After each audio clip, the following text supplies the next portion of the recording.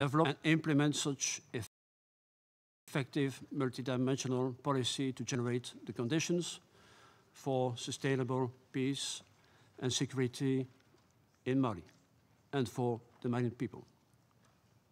I thank you for your attention. I thank Major General de Koninck for his briefing, and now I give the floor to Lieutenant General Frank Muscio Camanzi. Madam President, distinguished members of the Security Council, colleagues, ladies and gentlemen, good afternoon from Juba.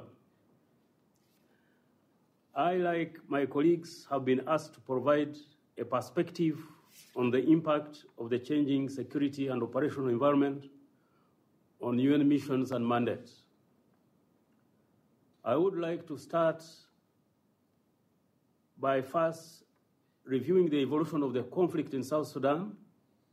I will then talk about the operating environment and associated challenges, drawing on our experience, before then turning to how we are addressing these challenges in UNMISS. The start of the conflict in December 2013 was due to a split of the Sudan People's Liberation Movement and the formation of the Sudan People's Liberation Movement in opposition. At this time, fighting mostly took place in Upper Nile, Jonglei, and Unity states.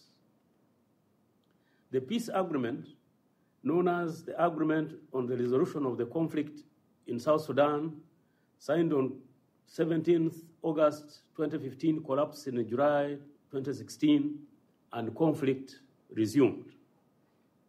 Since then, the fighting has spread to other parts of the country, including the Equatorias, a critical food-growing area where a multitude of new actors are currently involved.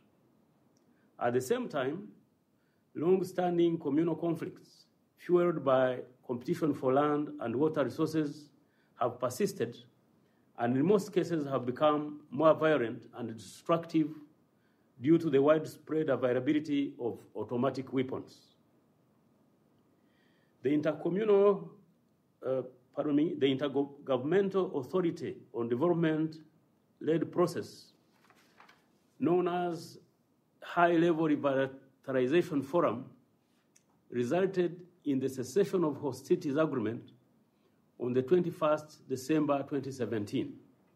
However, fighting between the SPLA in opposition affiliated to Dr. Riek Machar, the SPLA in opposition affiliated to General Taban Deng, and other armed groups has continued in violation of this agreement. The fighting often increases every time we approach the next round of talks, such as we are witnessing currently as parties jockey for prominence. The security and operational environment in South Sudan has grown more complex. We have moved from a conflict that involves only two parties to one where the transitional government of national unity has the upper hand, but faces political and military opposition from multiple actors. The government has increasingly gained control in the central states and in the capital Juba, as well as other population centers. However, opposition groups continue to operate in several outer ring areas, particularly in the north, east, and south, near international borders, where they enjoy support and seek to retain control or gain tactical advantage.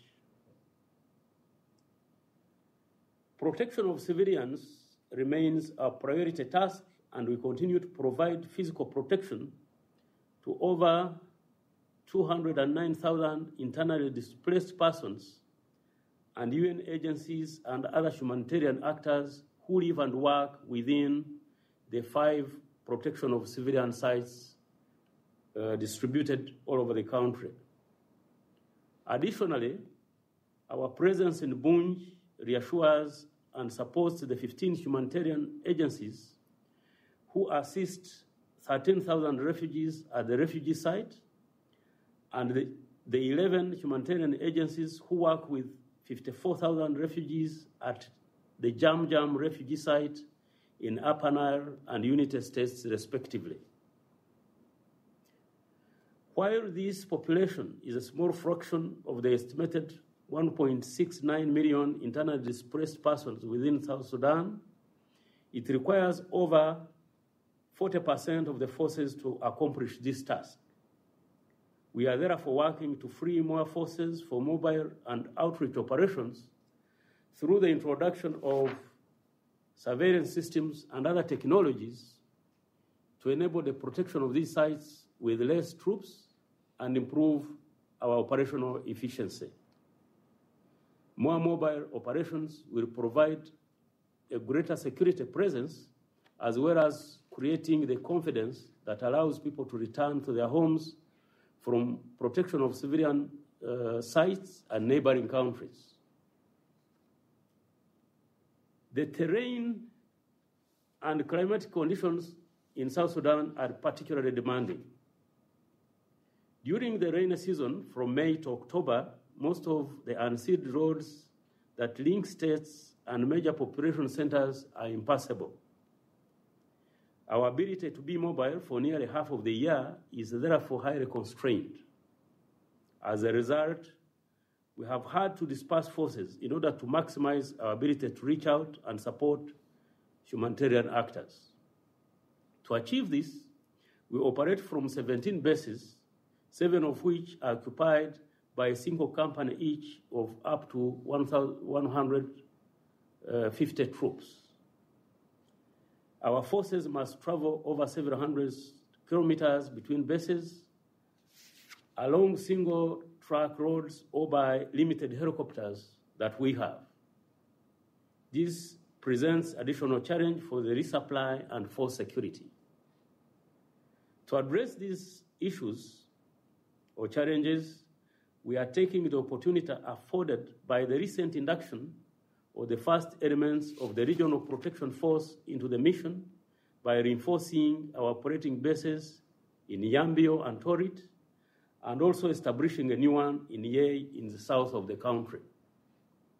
At the same time, UNMISS military engineers have been repairing roads and operating in remote locations to enable us to respond more flexibly to new requests for assistance. These operations also improve security along the main supply routes that link the seaport at Mombasa to South Sudan through Kenya and Uganda. In the course of carrying out our mandate, we face obstruction, access denials, and status of forces agreement violations. Sometimes these tactics are employed by the government forces as well as by the opposition forces to try to prevent us gaining access to areas where fighting is taking place. While at other times, the fragmentation of opposition groups leads to commanders acting independently and not effectively responding to orders or direction from their high headquarters. In other cases, criminals and opportunistic armed groups have inhibited the work of humanitarian actors, sometimes detaining them for days in order to demonstrate that they control particular areas. Maintaining a relationship with the government and the opposition groups is vital, while realizing that all parties are responsible for violation of the cessation of hostilities agreement and the associated destruction and atrocities against civilians. Therefore, employing patience, good communication with all parties, and a robust posture are important to our approach. Our patrols have demonstrated unwillingness to be turned back or otherwise inhibited, even if you have to negotiate for several hours or escalate the issue for resolution at headquarters level before proceeding with our work. We also endeavor to be agile and proactive where necessary, positioning troops where we consider conflict might break out. This has often calmed situations and lessened or prevented violence. We continue to improve security and performance of our force peacekeepers. A review of each of our operating bases and protection of civilian sites has been completed, and action points including maintenance of perimeter fencing, security lighting, and the provision of closed-circuit security systems is now being addressed. We are undertaking a detailed review of casualty evacuation procedures and have established a force protection advisory team whose responsibility includes identifying risks to the force and sharing best practices to mitigate them. Resolution 2406 of 2018 authorizes a troop ceiling of 17,000 peacekeepers, which includes the Regional Protection Force. Currently, we have over 13,700 personnel, and we expect the balance of the Ethiopian battalion of the Regional Protection Force to arrive next month, bringing us closer to 15,000 personnel, as well as enabling us to deploy more forces in the strategically important Equatorias. The deployment of the first elements of the RPF is also allowing us to provide more security in Juba, protect civilians, and assist other UN agencies and partners. We are also working closely with the ceasefire and transitional security arrangements monitoring mechanism, known as CTSAM, to enable it to monitor ceasefire violations and to understand what transitional security arrangements may be necessary in future. In conclusion, encouraging all parties to reach a political solution is imperative, which will in turn improve the prospects of the mission achieving its mandate. On our part, we are continuing to work to deter violence against civilians through proactive deployments, working closely with humanitarian actors, monitoring and investigating human rights abuses, and working with all stakeholders to build durable peace. Concurrently, we are working to improve the organization, capabilities, and employment of the force, along with the required enablers in order to effectively support the mission mandate and protect our force. We are grateful for and continue to count on the Council's support. I thank you. I thank Lieutenant General Kamanzi for his briefing. I would like now to remind to all colleagues that the concept of this briefing is to keep it as interactive as possible. It means added value is the questions and answer session with the force commanders. So in order to take this opportunity and to hear more from our distinguished guests, I encourage Council members to keep their statement brief and focus on the question and answer session. I now give the floor to the members of the Security Council, and I give the floor to the representative of Côte d'Ivoire. Merci, Madame la Présidente. Thank you, Madam President. Madam President, I should like to thank the Polish Presidency of the Security Council for organizing this interactive meeting with Mr. Jean-Pierre Lacroix, Under Secretary General for Peacekeeping Operations, and the force commanders of the peacekeeping operations in Darfur, Mali, and South Sudan. I should also like to thank them for their rich briefings which shed light on the numerous obstacles to be overcome in order to restore peace and security to the countries in the throes of bloody conflicts. I wish to pay tribute to the thousands of men and women deployed in the context of the African Union United Nations hybrid operation in Darfur, UNAMID, the United Nations mission in South Sudan, UNMISS, and the United Nations multidimensional integrated stabilization mission in Mali. My delegation should like to pay tribute to these peacekeeping soldiers who lost their lives in the service of the United Nations during peacekeeping operations.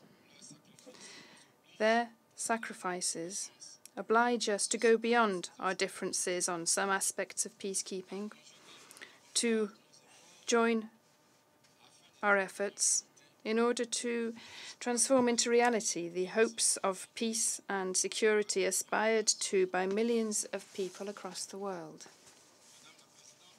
Madam President, with regard to the information provided to us by the various briefers today, my delegation should like to make a few comments on questions linked to consent of the host state, mandates, and resources for the peacekeeping operations.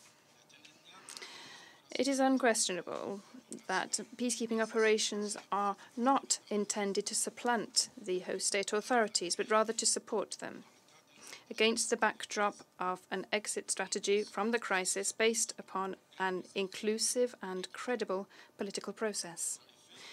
Indeed, wherever peacekeeping operations of the United Nations were able, as in Côte d'Ivoire, Sierra Leone and Liberia, were able to engage with the authorities of host states and all stakeholders in a crisis in a dynamic cooperation based upon mutual trust and the pursuit of realistic, agreed-upon objectives, they were able to put the conditions in place for a successful transition, thus opening the way for post-crisis reconstruction and national reconciliation. In this way, the quality of the relations between the Special Representative, the Secretary-General, force commanders, and all players in the crisis exit process, including local people, seems essential to us, in that it creates the right conditions for acceptance and strong national ownership of United Nations action. It is quite certain that the emergence of non-state actors with political and territorial demands, who sometimes act in a way that runs counter to the objectives of peace and stability, are one of the major challenges for the implementation of the principles underpinning peacekeeping. That is, the consent of the host state, impartiality, and limiting the use of force to situations of legitimate defense. These new problems call upon us to take long-term, multidimensional responses, and to ensure, despite constantly changing operational environments, support for a political process in order to exit from the crisis. This remains the cornerstone of peacekeeping operations. Madam President, the difficulties underscored by the force commanders lead us to believe that the effectiveness of peacekeeping operations depends upon defining clear mandates, setting achievable objectives based upon rigorous analysis of the situation on the ground and the operational constraints specific to each mission. Unspeakable violence perpetrated notably by armed groups against blue helmets, humanitarian workers and civilians are recurrent challenges which should lead us to draw up mandates whose robustness must reflect both the complexity and the asymmetrical character of the climate in which a peacekeeping operation is being deployed. These mandates must confer upon United Nations forces the necessary agility, flexibility, and mobility for their projection in zones where there are precursors of violence or actual violence against civilians. It is also important to state that these mandates must be flexible but also sequenced in order to allow progressive adaptation of mission priorities to changes in the socio-political and security context of host countries. In Côte d'Ivoire, for example, the mandate of the UNOC initially focused on security imperatives and later moved towards supporting peace building and sustaining peace. This allowed for a better planning of the final drawdown of the United Nations mission. Just as important as flexibility and realism for mandates is the provision of adequate human, financial, and material resources. This is essential to guarantee the effectiveness of peacekeeping operations. On the subject of human resources in particular, the Cruz report, in our eyes, is a realistic approach to the need for adequate training of contingents pre-deployment and an evaluation framework which allows for capacity building to fill the gaps observed in operation activities.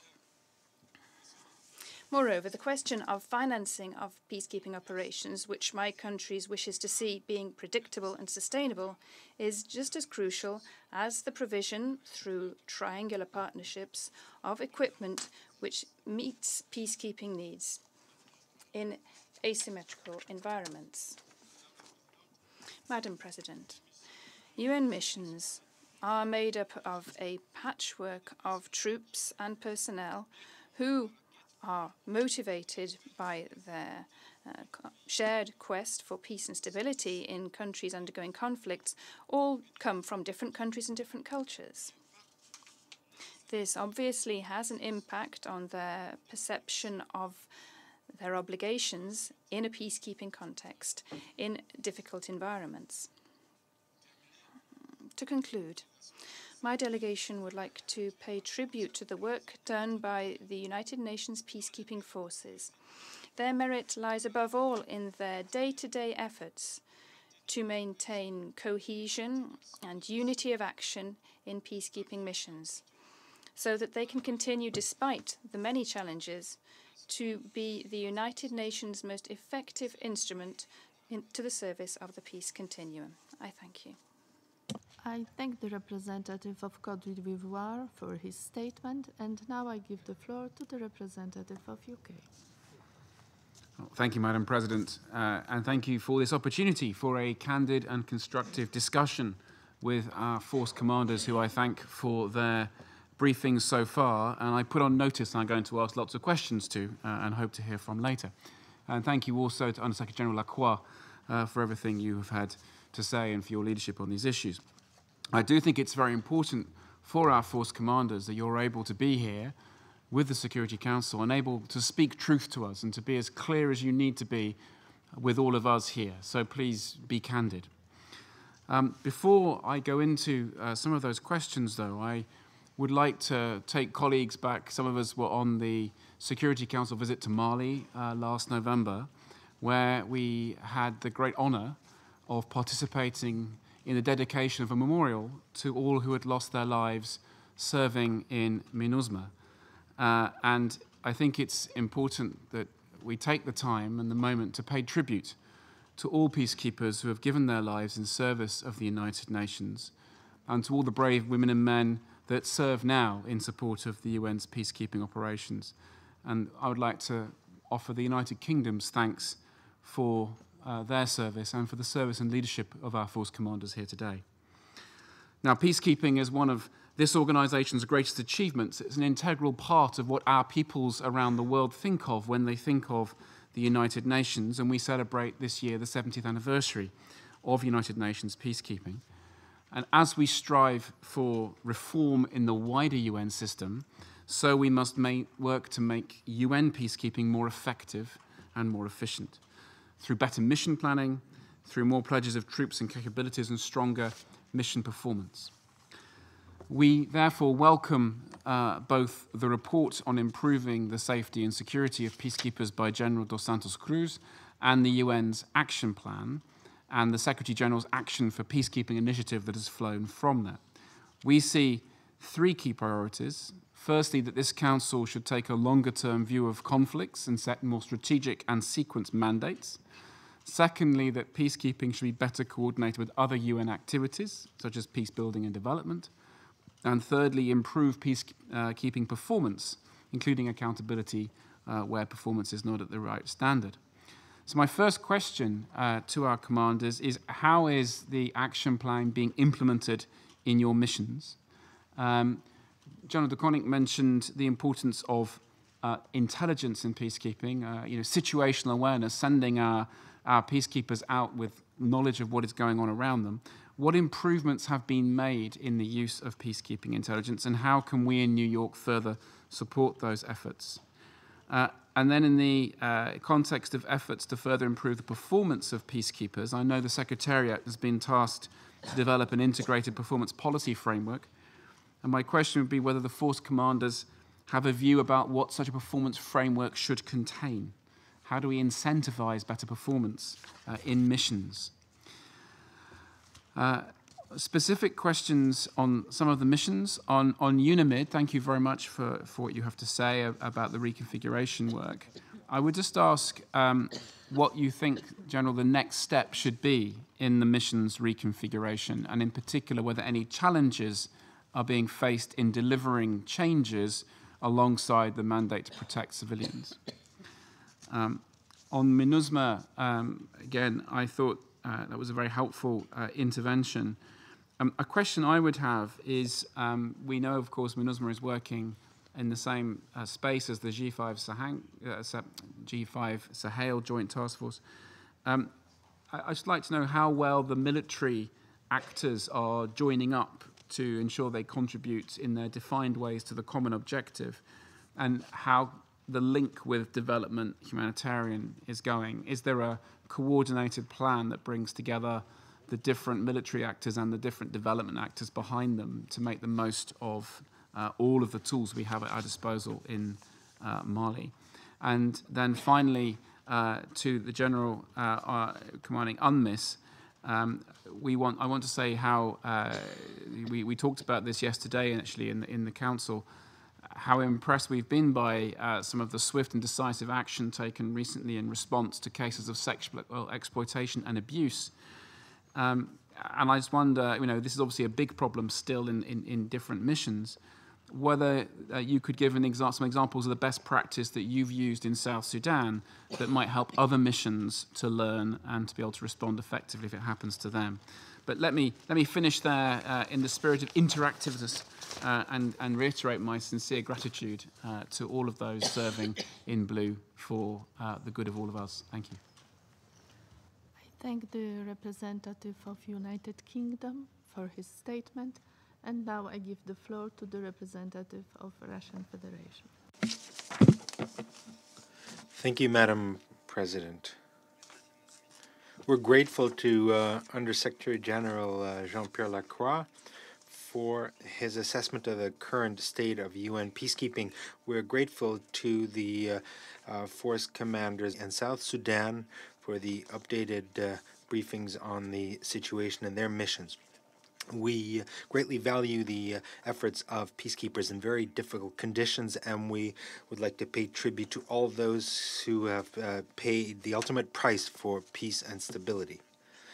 The security of peacekeeping contingents is an extremely important issue, and we need to focus attention to this not only during the preparation of peacekeeping operations, but throughout the period when peacekeeping operations are operating in the country. The type and character of the problems that we see in contemporary crises is constantly changing. Peacekeeping operations have to more frequently deal with the terrorist attacks against civilians and peacekeepers, with organized crime, illegal trade in weapons and narcotics. The situation in countries of deployment and each theater of operations have their own specificities.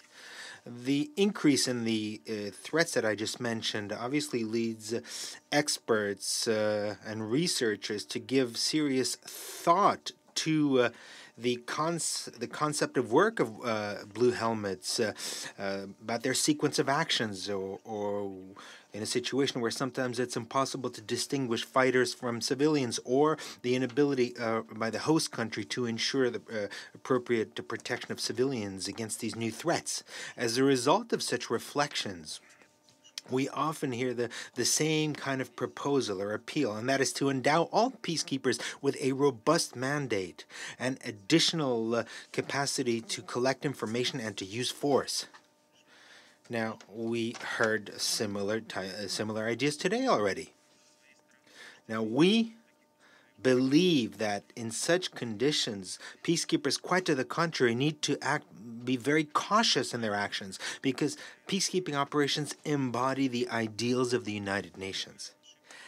Any mistake could lead to tragic consequences and undermine the authority and status of the organization. The Security Council, troop contributing countries, and the host state need to have an objective assessment. An assessment to what extent an expanded mandate for the use of force could make it possible to reach a true breakthrough in implementing the mandate of an operation. This is particularly important in light of the increase of victims among peacekeepers in the hottest crises and spots. Let's be frank. The experience of robust mandates of missions in the DRC and Mali so far is not particularly convincing.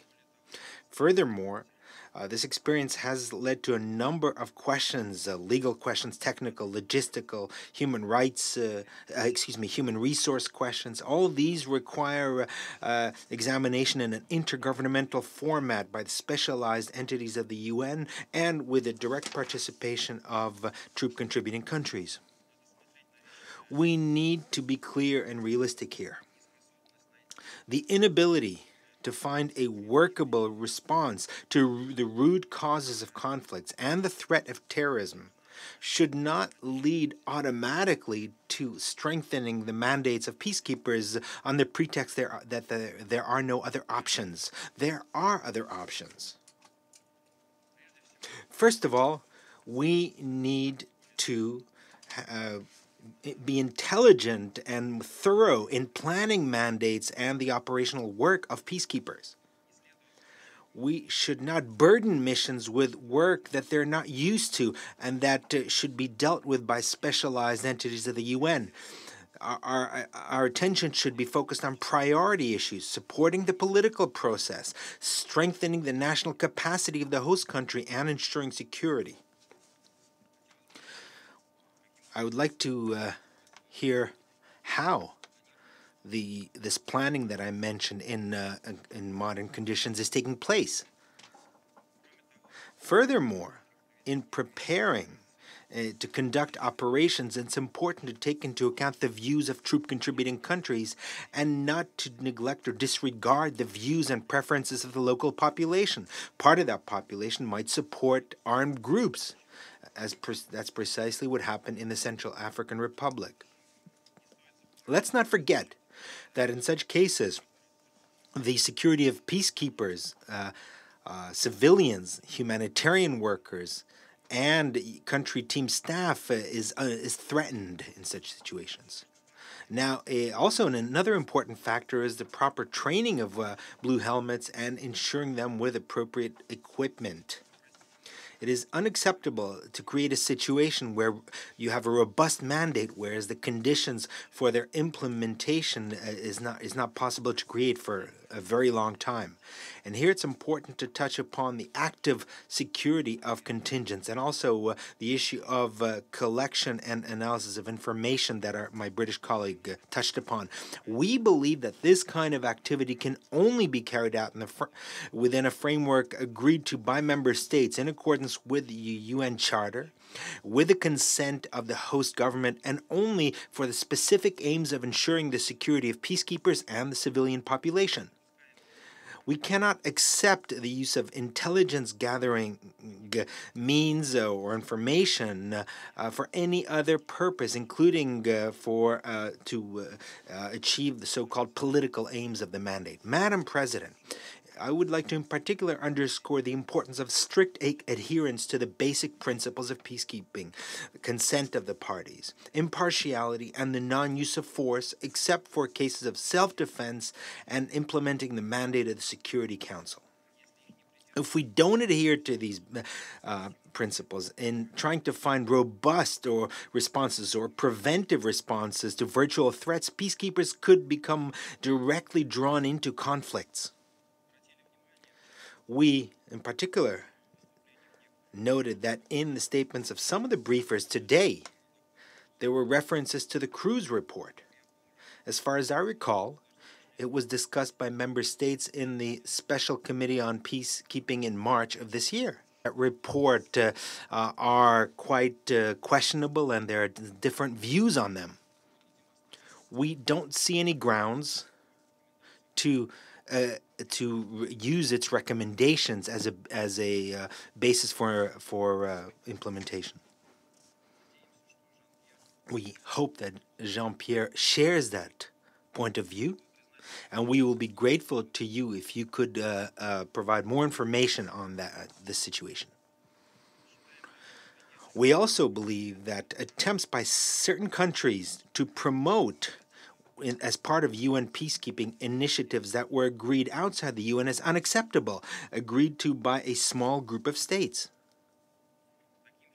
An example of such an initiative is the non-UN Kigali Principles on the Protection of Civilians. These allow the use of force against the host state. This will immediately transform Blue Helmets into a party to the conflict. A guarantee of the success of any peacekeeping operation is a constructive and effective cooperation with the host country, which bears the primary responsibility both for the political process and for addressing the root causes of the conflict, as well as for ensuring the security of its population, including protecting it from terrorist attacks. Thank you for your attention. I thank the representative of Russian Federation for his statement, and now I give the floor to the representative of China. 主席女士，感谢。 Thank you, Mr. President. Thank you for convening this meeting. I wish to thank the Under-Secretary General Lacroix and 3 UN peacekeeping mission commanders for their briefings. I wish to pay tribute to distinguished commanders and more than 90,000 peacekeepers currently deployed in all parts of the world to perform peace missions. I'd extend my deepest condolences to the peacekeepers and families of the peacekeepers who have paid their ultimate sacrifice in the line of duty. The prevailing environment in which UN peacekeeping operations are deployed and the mandates they purport to implement are increasingly complex. Both the security risks and the casualties of peacekeepers are on the rise. There is a mismatch between the ever-increasing mandates and limited resources. The Security Council should play a role in accordance with mandates to help UN peacekeeping missions better cope with new challenges in fulfilling the responsibilities assigned by the Security Council. First, there is a need to be proactive in facilitating the political settlement process of regional hotspot issues. Some protracted hotspot issues have led to continuous deterioration of the security situation in the region and its surrounding areas, exerting a serious impact on the performance of other peacekeeping operations in the same region.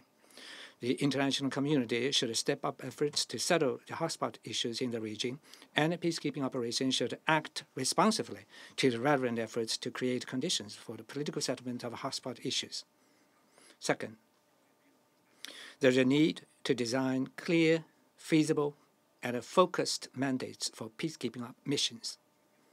It is necessary to focus on the central task of peacekeeping and abide by the 3 principles of peacekeeping, taking into full consideration of the multiple factors such as the situation on the ground, existing resources, and capacity of TCCs, assisting the host countries in strengthening their own security capacity. It is necessary to dynamically adjust to priority tasks and work priorities in each phase, according to changing situation on the ground, and when conditions permit, and when the country is concerned, so request, formulate a practical and feasible exit strategy in a timely manner. At stages where mandates are being designed or readjusted, the TCCs should be given more opportunities to participate in discussions. Third, there's a need to guide the Secretariat to strengthen support for peacekeeping operations. Secretariat and missions should pay attention to the security and safety of peacekeepers, develop security rules for peacekeepers, and enhance early warning and internal information sharing against security threats. To ensure the life-saving and life-sustaining services and medical evacuation under high-risk emerging environment are in place. The security and safety report for UN peacekeepers have proposed several recommendations. We hope the Secretariat, together with the member states, will have a discussion and implement these recommendations. Madam President, China is a major troop contributor to peacekeeping operations and the second largest contributor to the peacekeeping budget. At present, 2,500 Chinese peacekeepers are on active duty in 10 mission areas. China is actively implementing various commitments announced by President Xi Jinping. In further support of a UN peacekeeping operation, China is ready to work with the general membership to improve the UN peacekeeping system in a joint effort to maintain international peace and security.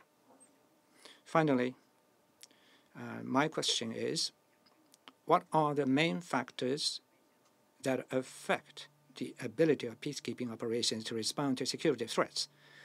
Is the inadequacy of equipment and resources the main difficulty? Thank you, Madam President. I thank the representative of China for his statement, and now I give the floor to the representative of Equatorial Guinea.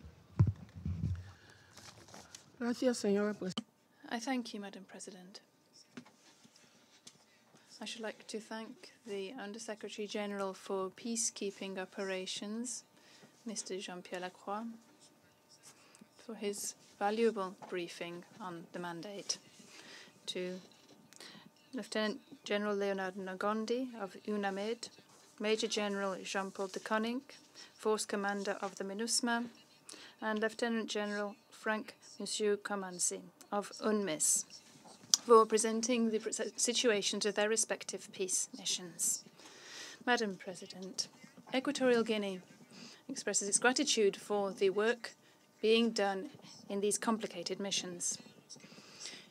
You represent the true essence of this organization and the operationalization of its ideals. We should like to pay tribute to all those who have given their lives and work day to day on behalf of this organization in various regions of this world, but in particular in Africa. President, within the spirit of this meeting, we should like to ask the following questions. For UNAMID, for the success of the mission, what are the challenges you are facing in complying with your mandate? What should the Security Council do to ensure that mandates are complied with in full, without amendment? For MINUSCA, what is lacking for that missions to be carried out correctly? In order to fully implement missions, what needs to be improved both on the ground and in terms of the equipment and materials used and developed during the missions? For UNMISS, what needs to be changed, improved, or done away with in order to ensure that mandates are correctly and properly implemented? Upon whom does the success of a peacekeeping operation depend? I thank you, Madam President. I thank the representative of Equatorial Guinea for her statement, and now I give the floor to the representative of Peru. Madam President, I'd like to thank you for convening this meeting. I would also like to thank Under-Secretary General Jean-Pierre Lacroix and the force commanders of the three major peacekeeping operations for their briefings. Peru is a troop contributing country, and we believe that peacekeeping operations are essential instruments of the system of collective security of the United Nations, and that it is the responsibility of this council to provide them with the mandate and ensure that they have the capacities that are required to handle conflict situations in which they operate. The activity of the UN in Darfur, Mali, or South Sudan confronts situations, unfortunately, very frequently, that complicate the possibilities of peacekeeping operations to achieve the goals for which they were designed. I'm referring to situations where the sheer number of internal external actors complicates the viability of any political process. In the face of such a situation, we believe that it's important to highlight three key elements that need to be considered when we draw up mandates for peacekeeping operations. And we'll have a few questions on these issues to our briefers. First of all, the cooperation of the host country and the support by regional and sub-regional or relevant regional and sub-regional organizations. And on this point, we'd like to ask the force commanders present what additional measures could be taken to foster greater support by national actors and regional actors for your respective peacekeeping operations. Secondly, it's necessary to have realistic and flexible mandates that are adaptable to situations that tend to evolve rapidly. This implies having sufficient capacities, including training, equipment, and modern technology, medical services, and transport capacity. And on this point, we'd like to ask our guests on what are the best forms to close the gaps between the difficulties that they confront in their missions and the capacities which they currently have. Thirdly, it's important to establish appropriate exit strategies with a view to consolidating a lasting peace. On this issue, we'd like to sound the views of our guests on the possibilities that of the peacekeeping operations establishing a relationship with the country team of the United Nations and the synergies that can be generated as we transition towards a post-conflict situation. Now, furthermore, we believe that an independent assessment of peacekeeping operations could contribute to identifying the elements that should be a priority to be reformed when this corresponds to specific needs observed on the ground. And it would be interesting to hear the views of our guests on how useful such evaluations might be. Peru strongly supports the priority attached by this organization by its Secretary General to the security of Blue Helmets. And I would like to highlight the rapid reaction of this Secretariat in devising measures in tackling this situation as part of the program Action for Peacekeeping. Lastly, we believe that it is essential to deal in parallel to the work of peacekeeping operations the root causes of conflict, such as human vulnerability, corruption, and organized crime, and amongst other issues. Thank you very much. Thank the representative of Peru for his statement, and now I give the floor to the representative of France. Madame la Présidente. Madam President, at the outset, I should like to thank the Polish presidency of the Security Council for organizing this important debate on a subject to which France is committed, as you know, with all firmness, constancy, and conviction. I should also like to thank the Under-Secretary General for Peacekeeping Operations, Jean-Pierre Lacroix, and the force commanders for their particularly informative briefings. Allow me to thank the force commanders for your service, professionalism, and daily commitment to carrying out your mission. I should also like to pay tribute to all of your military and civilian personnel. We are all aware here of their deep commitment. France would like to pay tribute once again to the memory of all those who have paid with their lives for their commitment to the United Nations. the force commanders can be assured that your officers, NCOs, pilots, seamen, soldiers, and yourselves have our full confidence and trust. Madam President, as recalled by the United Nations Secretary-General when he launched his Action for Peace initiative, which France fully supports, peacekeeping is a particularly complex, difficult, and sometimes frustrating enterprise, but it is an indispensable and irreplaceable one. Whilst peacekeeping must be part of a political objective towards pacification, our ambition of protecting civilians who are victims of conflicts, violence, and massive violations of human rights also requires us to be more effective collectively and more able to make a real difference on the ground.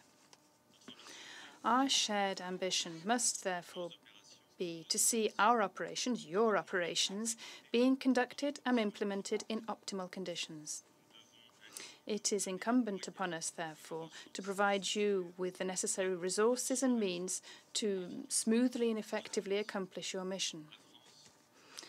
France, as you know, will continue to spare no efforts to this end. Therefore, those troops that we entrust to you must be fully operational and effective. This entails complete and high-quality pre-deployment training, in part. France is fully committed to supporting you by training 30,000 Francophone African soldiers each year. They themselves contribute to strong troops for peacekeeping operations. This requirement for fully operational effective troops also implies having better equipment, which is fully adapted to the situation and to threats on the ground, as well as to a better operational posture. We fully believe that better operational performance will allow a de facto reduction in the number of blue helmets killed or injured in operations. This number is still far too high, and we therefore fully support the recommendations of the Cruz report. Finally, Madam President, we are convinced that effective peacekeeping entails strengthened relations between the United Nations and regional and sub-regional organizations, and particularly by strengthening African peace operations. This, for us, is a priority of the highest order in political terms. We would therefore be interested in hearing our briefest possible analysis of this issue. To conclude, my question today is to the three force commanders and is mainly to do with the deployment and use of new technology to better protect your assets and your soldiers, albeit aware of the fact that these new technologies can never replace the central role of the men and women under your command. Indeed, you are too often targeted by armed groups, by indirect fire or improvised explosive devices. As we all know, these result in all too frequent losses within your ranks and prevent you from achieving your main mission, which is the protection of civilians. So my question is very simple and direct. How can we best help you? What do you need to better anticipate threats and indirect fire in particular? What technological devices for early warning and protection do you need? On behalf of France, I would like to renew my gratitude for your exemplary commitment and our full respect, which we have in your regard. I thank you. Representative of France for his statement, and now I give the floor to the representative of Netherlands. Thank you very much, Madam President, and thanks so much for organizing this important dialogue between this Council and these force commanders. And let me also thank Under-Secretary General Jean-Pierre Lacroix and the three force commanders present for their clear and concise briefings. We think it's very useful for this Council to speak to the military who have to implement in dangerous circumstances what we here in this Council agree around this safe table. Madam President, we have witnessed an alarming rise in hostile attacks against peacekeepers over the last years. And force commanders of today's missions face numerous challenges and threats to the security of their forces, and we just heard them speak about this. Madam President, too many peacekeepers are killed when on mission. And the Kingdom of the Netherlands pays tribute to all UN peacekeepers who lost their lives in the cause of peace. Our hearts reach out to the families and loved ones they left behind. Madam President, the changed operational environment of peacekeeping operations calls for action by this Council, by the UN and by its member states. We therefore see this debate in close connection with the open debate on modernizing peacekeeping operations of 28th of March, presided over by my Prime Minister, Mark Rutte. And I think thanks to the leadership of Secretary General Guterres and Under Secretary General Lacroix, this year all of us are giving a quality impulse to peacekeeping. In that context, we think it's also important that this Council shows leadership and takes up its responsibility. We look forward to the high-level seminar on peacekeeping intelligence in July, and we look forward to the high-level event on peacekeeping in September. And we pay tribute to the important work done by Côte d'Ivoire as chair of this Council's working group on peacekeeping operations, and we look forward to your presidency in December in this context. Madam President, the Kingdom of the Netherlands fully supports the Action for Peacekeeping initiative from the Secretary General. And we applaud the tangible progress made in the implementation of the Action Plan on Improving Security of UN Peacekeepers based on the Cruz report. Working together, we must change the way we do business. We must change our mindsets, as General de Koning said, and we must become more capable to act decisively. Working together, we must make peacekeeping more effective. And to protect themselves and to implement their mandates given by this Council, peacekeeping operations have to become more robust. Madam President, I will focus on 3 issues on making peacekeeping more effective, and every issue I'll have a number of questions for the generals. First point will be mission performance reviews. Secondly, the importance of an integrated approach. And thirdly, the improvement of actionable intelligence. My first point, mission performance reviews. Since 2017, peacekeeping operations have been reviewed comprehensively, and we especially focused in our discussions in this Council on issues such as resource constraints, performance and cost effectiveness of mission components. And these reviews, in our opinion, are an important moment of stock taking and can provide the basis for much needed adjustments of the mission mandate. But when we review a mission, we must also focus on the operational needs on the ground. Mission success depends on availability of, on the one hand, appropriate resources, and on the other hand, in combination with realistic expectations. And in that regard, in our view, proper force generation remains essential and needs our continued attention, and we welcome the system of rotation schemes DPKO is developing. And my questions to the commanders are your operational needs fulfilled currently? Can you plan ahead when it comes to the military you work with? And are the troops you receive well trained when they are deployed under your command? My second point, Madam President, the need for an integrated approach. We feel very strongly that we need an integrated approach combining 3 elements: diplomacy, defense, and development. Diplomacy to get a political solution, defense to achieve security, and development to provide hope for a better future for the civilians. And only if these 3 dimensions come together, we think peacekeeping operations can be effective. This also means that the pillars of the UN must work better together, and we therefore are a strong proponent of the Secretary General's reform of the peace and security architecture. And my questions to the force commanders are as follows.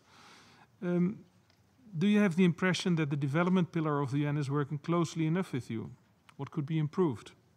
And if you see the need for a quick impact project, for instance, water supply, can you phone the UNDP colleague to do that and make it happen?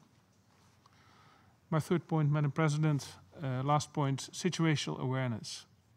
We see a clear need within missions for integrated and systematic information and intelligence gathering and sharing between the various actors on the ground. Missions should improve their understanding of the local environment and of the threats to the mission and to the civilians. actionable peacekeeping intelligence is the key to success in the complex environment today's missions operate in. It is also key for the protection of civilians.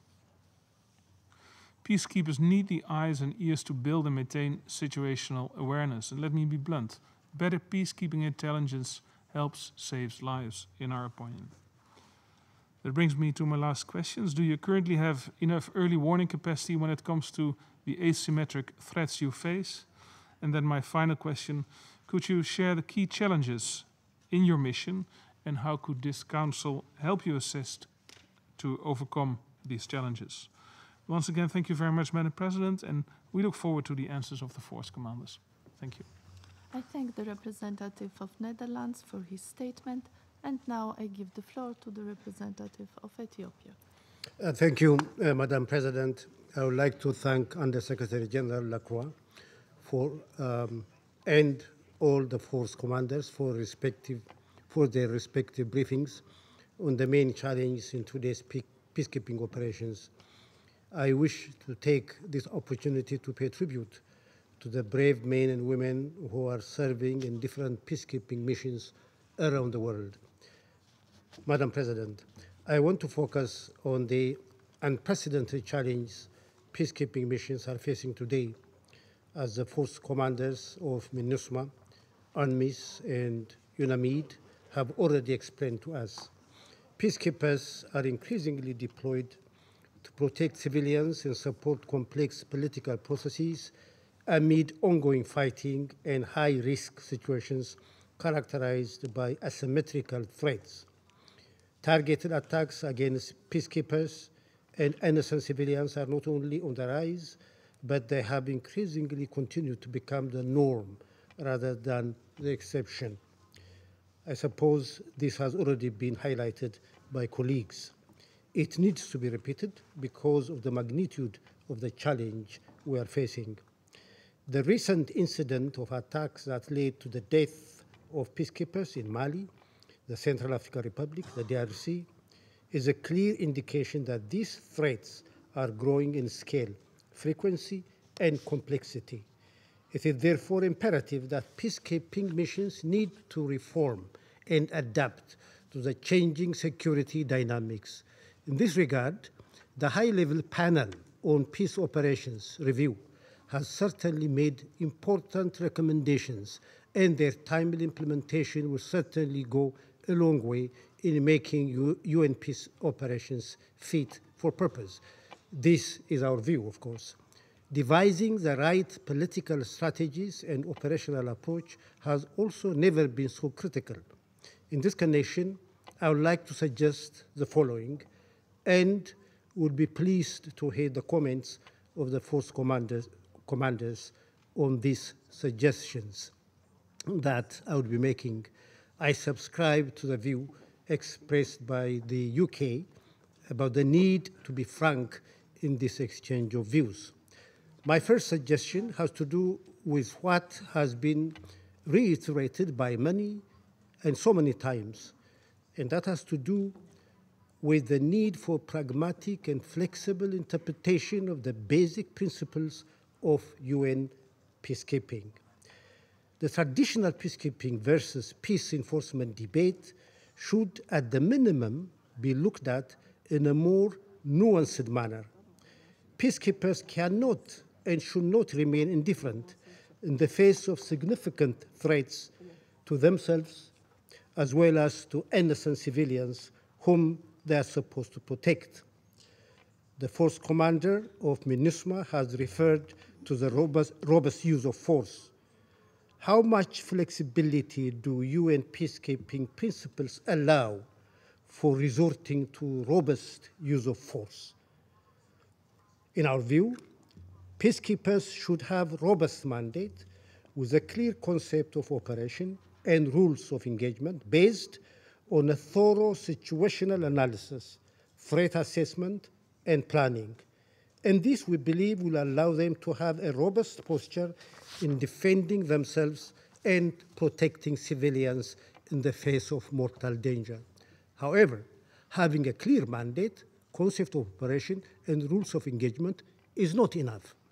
Therefore, the third point is that peacekeepers need to have the necessary capability, which is credible enough to deter spoilers who threaten the mission's mandate and civilians as well as peacekeepers themselves. Being adequately equipped has also a deterrence value, which is often hardly taken into account. We would indeed be pleased to, if we could hear the comments of the force commanders on this point. We need to ensure that peacekeepers have adequate equipment, including force enablers, something which has already been mentioned, and multipliers, to be able to counter hostilities and fulfill their mandate effectively in a symmetrical environment. This has already been mentioned by the force commanders. I suppose MINUSMA's force commander has stressed this. Peacekeepers must also get adequate training and acquire skills required to operate in volatile security situations. The fourth suggestion, although the HIPPO report recommended that UN peacekeepers should not undertake counter-terrorism operations, it did not rule out such a possibility by capable regional forces and or ad hoc coalitions authorized by the Security Council. Indeed, the African Union and its regional mechanisms, for instance, have shown greater commitment and readiness to deploy forces in a symmetrical environment, and the African Union mission in Somalia is a case in point. There is hardly any other mission than AMISOM that exemplifies the need for greater partnership, a mission that is operating in one of the most hostile environments. And let us not overlook the real meaning of what the mission does on behalf of the international community, that is, AMISOM peacekeepers are facing asymmetrical attacks almost daily, and yet they are underfunded and in dire logistical predicament. Maybe this applies to other missions as well. Of course, AMISOM is not a UN peacekeeping force, but the experience it has had is germane for our discussion here, particularly with respect to counter-terrorism activities. In this regard, it's useful to hear the opinion of the force commanders how, in their view, should peacekeepers overcome the challenge posed by terrorism. From our perspective, on the basis of the principles of complementarity and division of labor, the United Nations should be ready to share the burden with AU-led peace support operations, among others, through the provision of financial and logistical package. In this connection, the relevant recommendation made by the HIPPO report is indeed a step in the right direction, and it is absolutely necessary that this is translated into concrete action. Madam President, we know that these things that I raised in the foregoing are easier said than done, and we have no illusions that the strategic and operational challenge would be easily overcome. But in light of their seriousness, it is imperative that they are addressed as promptly as possible.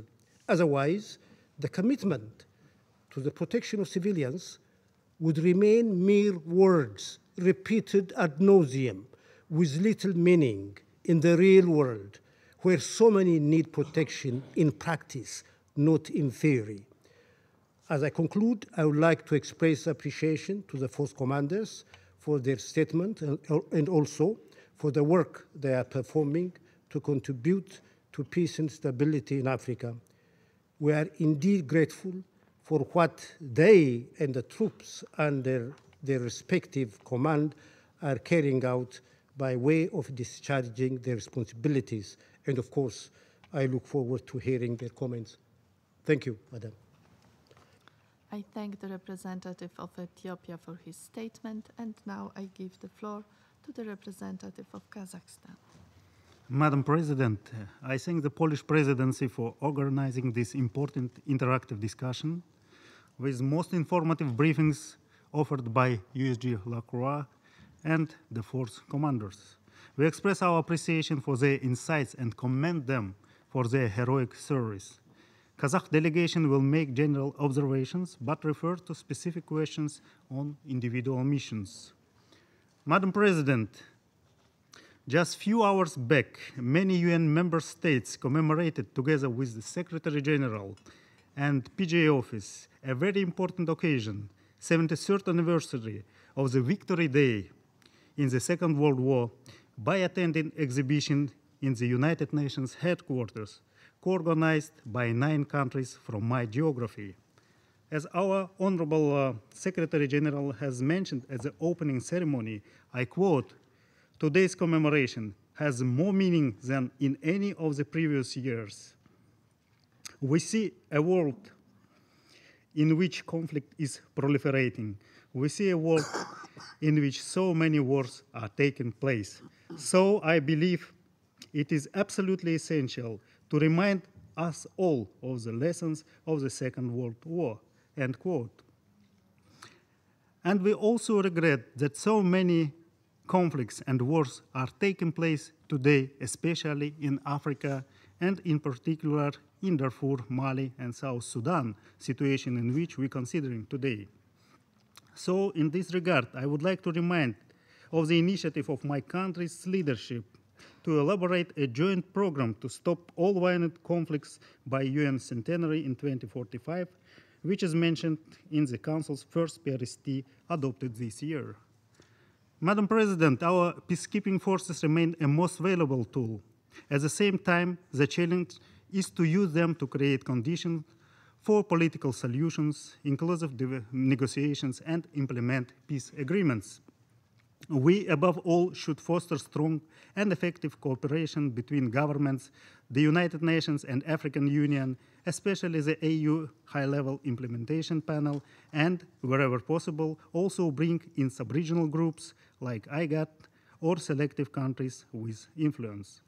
Other helpful activities could be arms collection campaigns, resettlement of large numbers of IDPs, without which there can be no durable peace. We must also ensure security sector reform to improve overall security situation and bring about an overall reduction in criminal activities. The successful process of reconfiguration of UNAMID should be an example for other missions too. The challenge before us is to accelerate the peace-building mandate, including more proactive role in capacity building, strengthening the governance, quick impact, and community stabilization measures, while working closely with UN country teams as well, primarily through planned multi-year strategic frameworks. We also commend all missions for implementing their mandated task under very difficult circumstances. We support the UN Secretary General's independent review reports of these missions, his plan of action, and His Excellency's good offices. It is in this vein that we would like to ask some questions as follows. Firstly, how can we modify these mandates to resume capacity building and training of the armed forces and state institutions through a long-term SSR program? Secondly, what we need to do to stop the continued military actions of armed groups and militias and widespread violence, which are resulting in severe economic decline, escalating of humanitarian crisis, severe food insecurity for millions, a vast majority of them are also displaced. Thirdly, despite the Secretary General's plan of action, as well as recommendations and best intentions, the challenges are insurmountable. While development takes time, how can we initiate from the very beginning comprehensive strategies in economic development and resilience building? Fourthly, how can we make possible intercommunal reconciliation and confidence building among local populations? Finally, Madam President, we all know how much we need better pre-deployment and in-mission training, more efficient strategies, as well as a better equipment and surveillance capabilities. However, our last but not least question is how we bridge the capability gap. What possible and feasible ways of addressing capability gaps could you suggest based on your field experience? I thank you, Madam President. I thank the representative of Kazakhstan for his statement, and now I give the floor to the representative of United States. Thank you so much, Madam President, and I'd like to thank Undersecretary General Lacroix for convening the force commanders here this week. We think that this is an extremely valuable annual event when the force commanders have a chance to come together and really discuss the common challenges they face, and particularly in today's environment where missions are facing greater and greater challenges. It's important for them to be able to share experiences and best practices.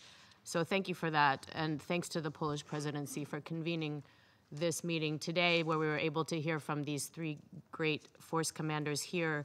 Your briefings are not only very important, but I would like for you and all of your colleagues in the room to convey how much the Council and how much the United States appreciates everything that the troops under you do, and all of the sacrifices made, and all of the dedication to duty. With that, these challenges that I mentioned that we have asked peacekeeping to address have grown, and the rate of peacekeeper fatalities is on the rise, it really is more important than ever to assess whether a peacekeeping mission is the right tool at the right time to confront any specific challenge to international peace and security. We, the United States, have expressed our strong support for the UN to raise the bar on performance in UN peacekeeping by institutionalizing a culture of performance, starting with the development and implementation of a comprehensive performance policy that identifies transparent standards for performance and detailed measures to hold underperformers accountable. But performance alone is not sufficient. In April of last year, Ambassador Haley articulated a set of principles to this council to guide our review of peacekeeping missions as their mandates come up for renewal. And I think that these principles are actually a good prism through which to look at mandates, but not only that, they are a reflection really of our collective discussions in the council, and a lot of what I've heard from council members here today can be reflected in these principles as well. These would be that peacekeeping missions must support the achievement of political solutions, missions must have host country cooperation, exit strategies must be clearly articulated, and mandates must be realistic and achievable. Where these conditions are not present, we must carefully consider whether the current mandates still make sense, how the Council should adjust those mandates, and whether there are alternative, more appropriate tools to settle the conflict. So I have just a very few questions I would like to ask the force commanders who have briefed today, with those principles in mind and sort of a larger philosophical view on peacekeeping and how your mission fits into that prism. Specifically in MINUSMA, is MINUSMA's mandate realistic and achievable? You have a particularly difficult mission. And if not, which tasks, knowing that you're a general and that you will move forward with whatever tasks we give you, which tasks do you feel are really not achievable? On UNMISS in particular, do you believe that the peacekeepers in your mission are operationally prepared to meet mission requirements, particularly with regard to protection of civilians? And what do you think that your mission would need to achieve operational readiness? The operational readiness question is one we could probably ask about all missions, and I welcome Force Commander's comments on the question of what you need to achieve full operational readiness. And finally, does the security situation in Darfur necessitate a strong military force presence, or could police, for example, assume a more robust role? And with those questions, I once again thank the presidency for convening this meeting, and I thank you very much. I thank the representative of United States for her statement, and now I give the floor to the representative of Kuwait. Thank you, Madam President. To begin with, I would like to thank the USG for peacekeeping operations Mr. Jean-Pierre Lacroix. And I would like also to thank the force commanders of the peacekeeping operations in Darfur, UNAMID, and South Sudan, UNMIS, and Mali, MINUSMA. I would like to thank them for their valuable briefings. I would like to touch on the following 4 points. First, threats. Second, performance. Third, exit strategies. Fourth, agreement among stakeholders. First, threats facing peacekeeping forces. The past 5 years have, unfortunately, witnessed increased number of fatalities of peacekeepers. The Security Council has supported the Secretariat in addressing this serious phenomenon. The changing nature of conflicts and dealing with more than one conflict, as well as the multitude of fighting parties, prompt us to highly appreciate the great role played by the military components in peacekeeping operations. They should receive more support by the Council by designing realistic and flexible mandates. Here we would like to commend the effective role of departments of peacekeeping operations and field support in the Secretariat in relation to the implementation of the plan of action of Cruz report in relation to the increased fatalities among peacekeepers, whose sacrifice to keep peace and protect civilians are recognized and appreciated. Second, performance. We welcome cooperation between peacekeeping missions and the Secretariat to identify performance measurement criteria. We stress that those criteria measure tangible, concrete aspects related to the budget at times and measurable indices at others. Peace, however, remains a loftier, priceless goal that cannot be measured in monetary terms. Our Council shoulders great responsibility in identifying the requirements of the mandates we design to achieve peace first, to keep it and to protect the lives of civilians and peacekeepers, concurrently with measuring and improving performance. Questions of discipline, including the zero-tolerance policy with sexual exploitation and abuse, are of paramount importance. The Council has repeatedly supported this policy and expressed its appreciation to the role of troop-contributing countries, which addressed incidents of sexual exploitation and abuse in decisive, immediate, and responsible manner. Third, exit strategies. The role of military components in peacekeeping missions is not limited to the phases of heated fighting or holding ceasefire among the fighting parties. It covers all phases of the mission, from its downsizing and reconfiguration to agreeing on an exit strategy that ensures the smooth transition to post-conflict peace building. The peace continuum requires flexible and gradual transition between military functions and tasks of stabilization and peace building, as is the case in UNAMID. The role of military component is the main structure that holds other components of the mission together.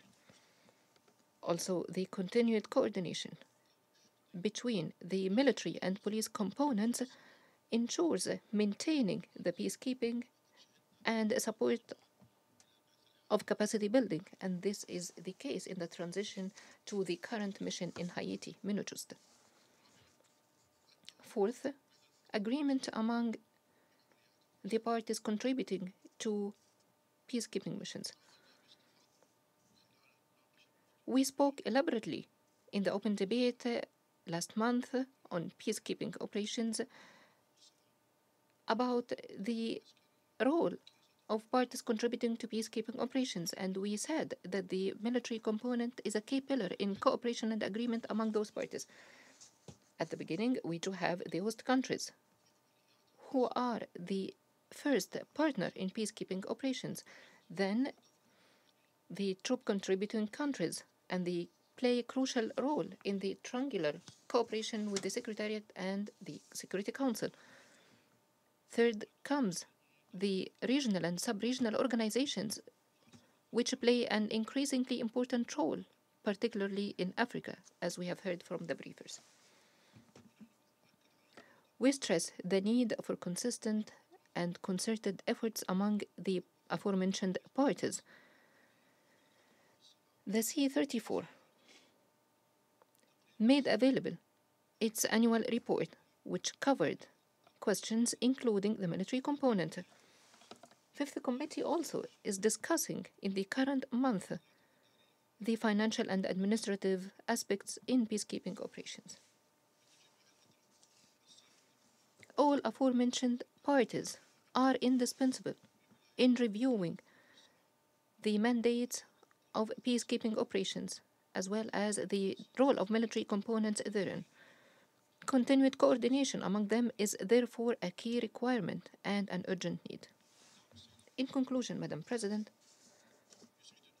we are pleased that the Council heard briefings from the force commanders of the missions, and we welcome continued contact with them through the Department of Peacekeeping Operations.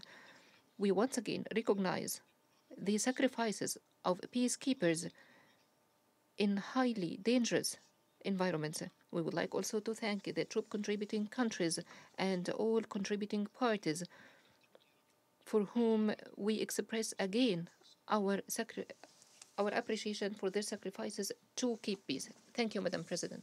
Statement. And now I give the floor to the representative of Sweden. Thank you, Madam President. And let me begin by thanking the three briefers for their valuable perspectives, and of course, Undersecretary General Lacroix for your briefing, and Madam President, to you for offering this platform for today's discussion. Madam President, we welcome the renewed efforts spearheaded by the Secretary General to strengthen peacekeeping and to move from words to action in making peace operations fit for the 21st century. We, the members of the Security Council, needs to play our part in this process. This entails giving realistic mandates and adequate resourcing for the missions, but also putting political pressure on all key actors and supporting the broader UN system's efforts. UN cooperation with regional and sub-regional organizations must also be enhanced. Listening to our three force commanders, it is clear that immense challenges remain. And we know that the peacekeeping environment today is more complex and high risk than ever before. Madam President, in our own experience from MINUSMA, peacekeeping intelligence is vital for informed decisions and operational planning. It is also crucial that missions are able to and ready to act upon information received. It is also important to have a thorough selection process for senior mission leadership and military and police commanders. The evaluation of leaders needs to improve, and special attention should be given to willingness to act, to take initiative, and to assume responsibility. In addition, uniformed units must have the right training, skills, and equipment to be able to protect civilians, themselves, and deliver on mandates. This requires support for capacity building and better reporting on underperformance. Madam President, we strongly support efforts to prevent and combat sexual exploitation and abuse within the UN system. Proper gender mainstreaming and implementation of the Women, Peace and Security agenda also requires adequate funding. Madam President, let me now end by focusing on the questions to our briefers. So my first question will go to all of you. What do you think needs to be done by the Secretariat, the missions, and the TCCs to enhance the percentage of female personnel, both uniformed and civilian, in missions? My second question goes to Lieutenant General Ngondi from UNAMID. Given the task of protecting civilians that are the biggest challenges you face as a commander to deliver on the mandate, how do you address these? How are conditions affected by the ongoing reconfiguration of the mission? My third question goes to Major General de Koning. Let me see now. I have so many questions here, so I need to get the right one here. Could you please elaborate on current challenges faced in protecting hospitals, healthcare facilities, and personnel against attacks, and to document and report on these attacks? Is the mission's mandate and resources sufficient for it to carry out these tasks? And my fourth question is to Lieutenant General Kamanzi. UNMISS, together with MONUSCO, is a mission that has a more flexible and effective brigade unit. In some regions, we have also seen regional reserves that, on short notice, can be moved between missions. What would you say are the pros and cons with these more flexible and robust units as brigades or regional reserves? Thank you. I thank the representative of Sweden for her statement. And now I give the floor to the representative of plurinational state of Bolivia.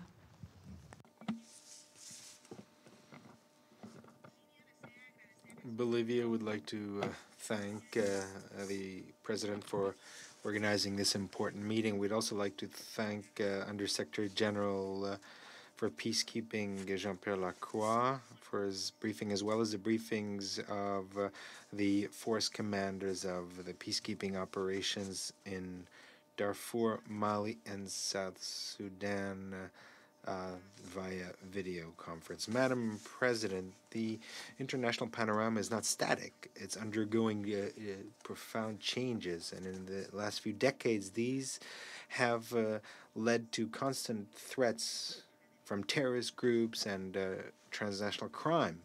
This complex reality has made it clear that there's a need for peacekeeping missions to undergo structural changes in order to adapt more effectively to their respective contexts with the goal of countering these threats. In the Sahel, for example, there are reports of increased military capacity of armed groups and terrorist groups to conduct asymmetric attacks or to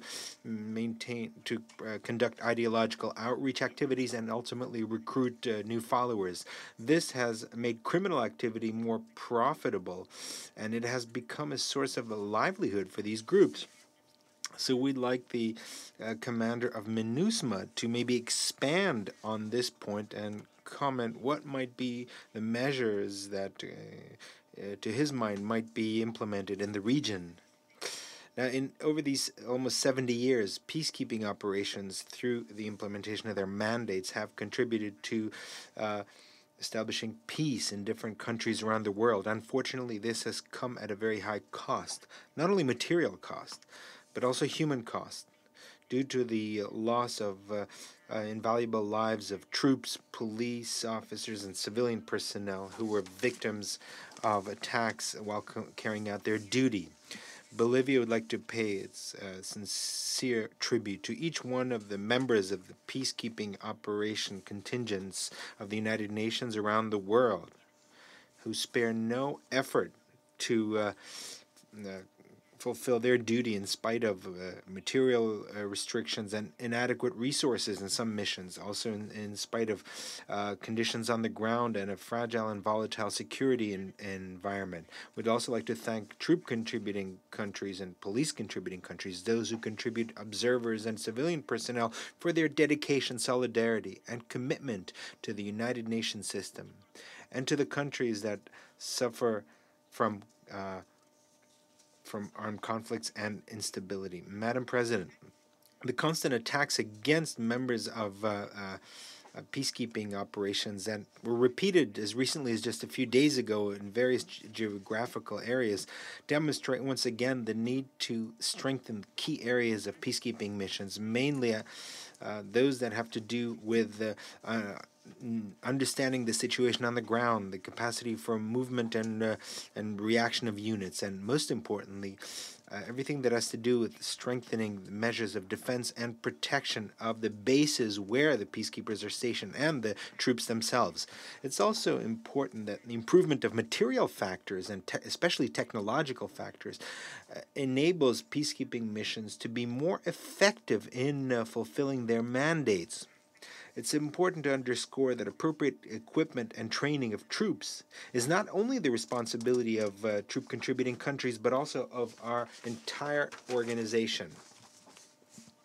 Furthermore, to provide sustainable, effective, and sufficient economic, human, and material resources that are required for the mission requires technical, logistical analysis, but it needs to be realistic as well. And against this backdrop, we'd like to underscore the need to improve institutional agility to deploy troops on the ground, and also to choose those with the best training and specialization to be able to respond effectively to the asymmetric context that we mentioned earlier. Madam President, as we stated in the last open debate on peacekeeping operations in March, the important inputs and the important information and recommendations to foster a change and improve performance in the missions deployed, as well as to enhance the different decision and planning within the system. All these are reflected in the Brahimi report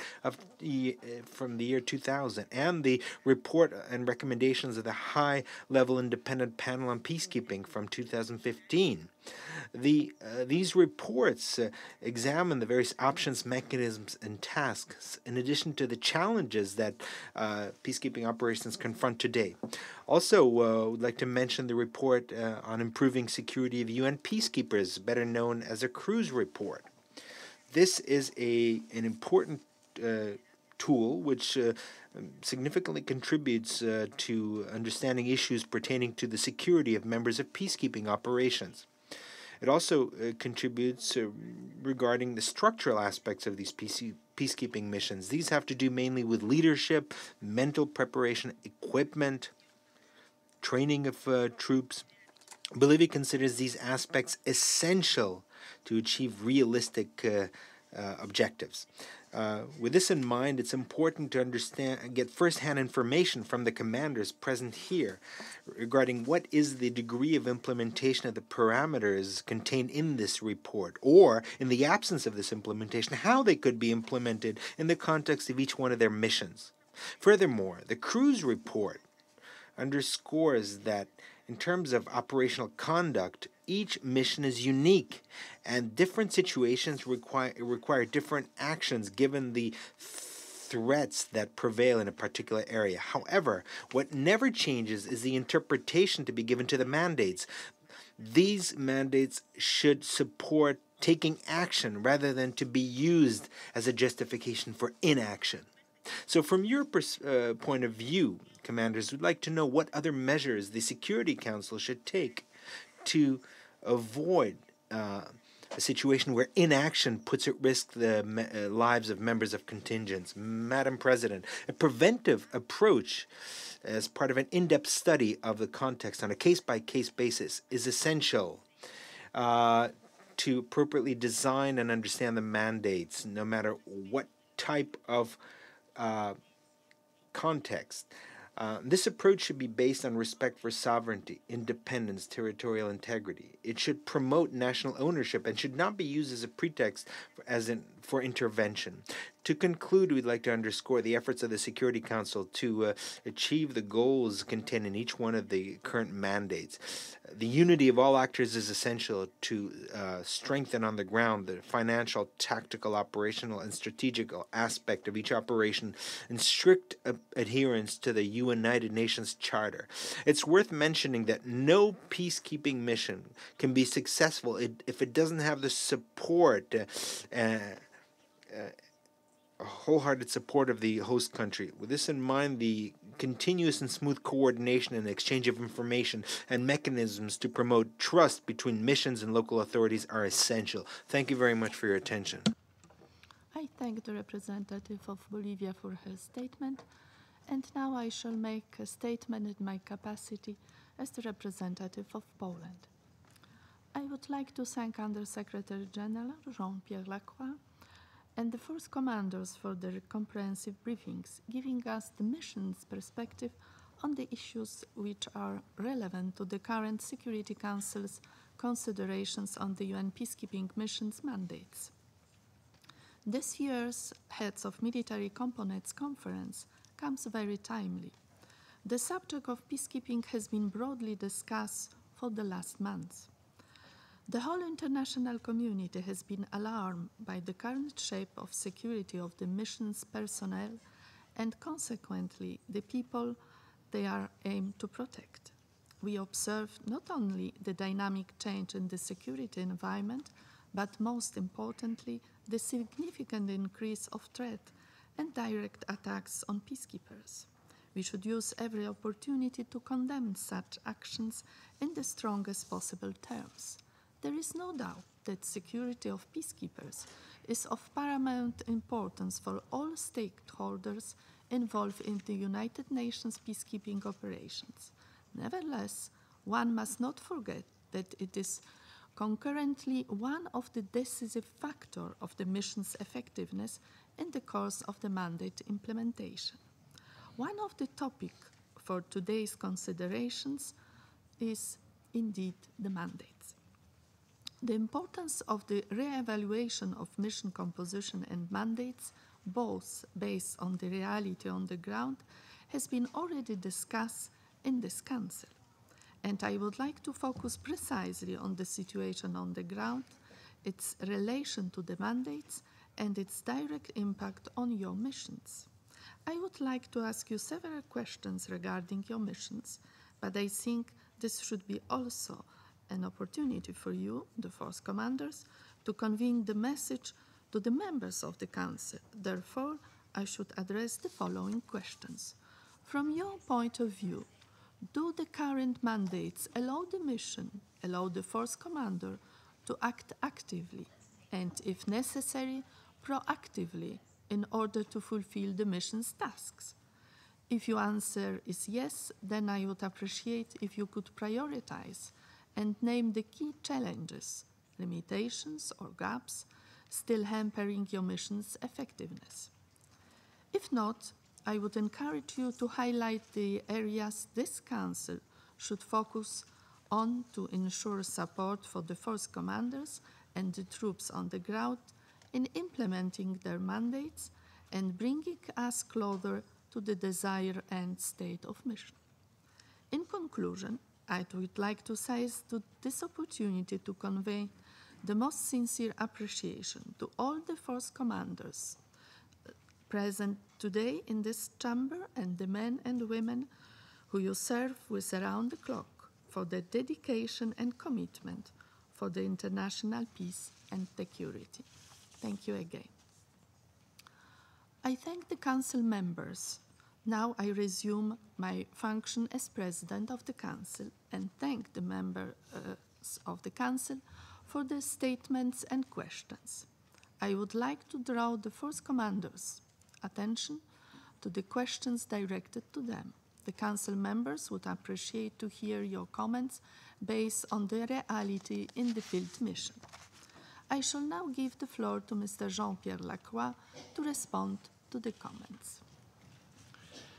Thank you very much, Madam President, and I will be very brief because I think it is very important that the Council should listen to the responses by our force commander. But I would like to thank members for their support and their commitment to our peacekeepers and for the tribute that was paid to our colleagues in the field.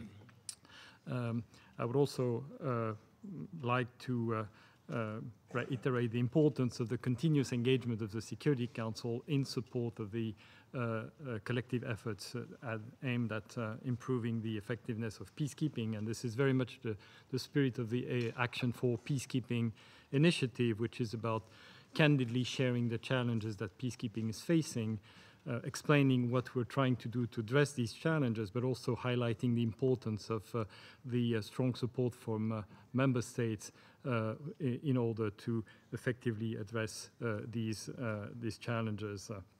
We need your support as political actors. We need the support of member states as troop and police contributing countries. We need their support as financial contributors and also as partners. Let me just briefly turn to the action plan to say that we are determined to continue very actively the implementation of the action plan, which is based on the Cruz report. It's not take on all the recommendation of the Cruz report, but it's based on that report. And I think it's important to highlight that the action plan is not the overall strategy for peacekeeping, because the overall strategy for peacekeeping places the primacy of politics, and in that account, it's very important to highlight the importance of the member state support to further advance political solution in the many situations where these political processes are not moving fast enough. But the action plan is essentially a set of very practical recommendations and measures aimed at making this important tool that is peacekeeping more effective and more apt to address the current challenges. And the implementation of that plan is really a collective undertaking. But again, I would really like to express my gratitude to our colleagues in the field, particularly the Force Commander, for what they're doing. We're, as I say, very determined to move forward along the key priorities of that plan. I think one of them is to make sure that we do implement our rules and procedures at every single level. The other one is to put an emphasis on training. We have a specific plan of action for training that we have shared with member states.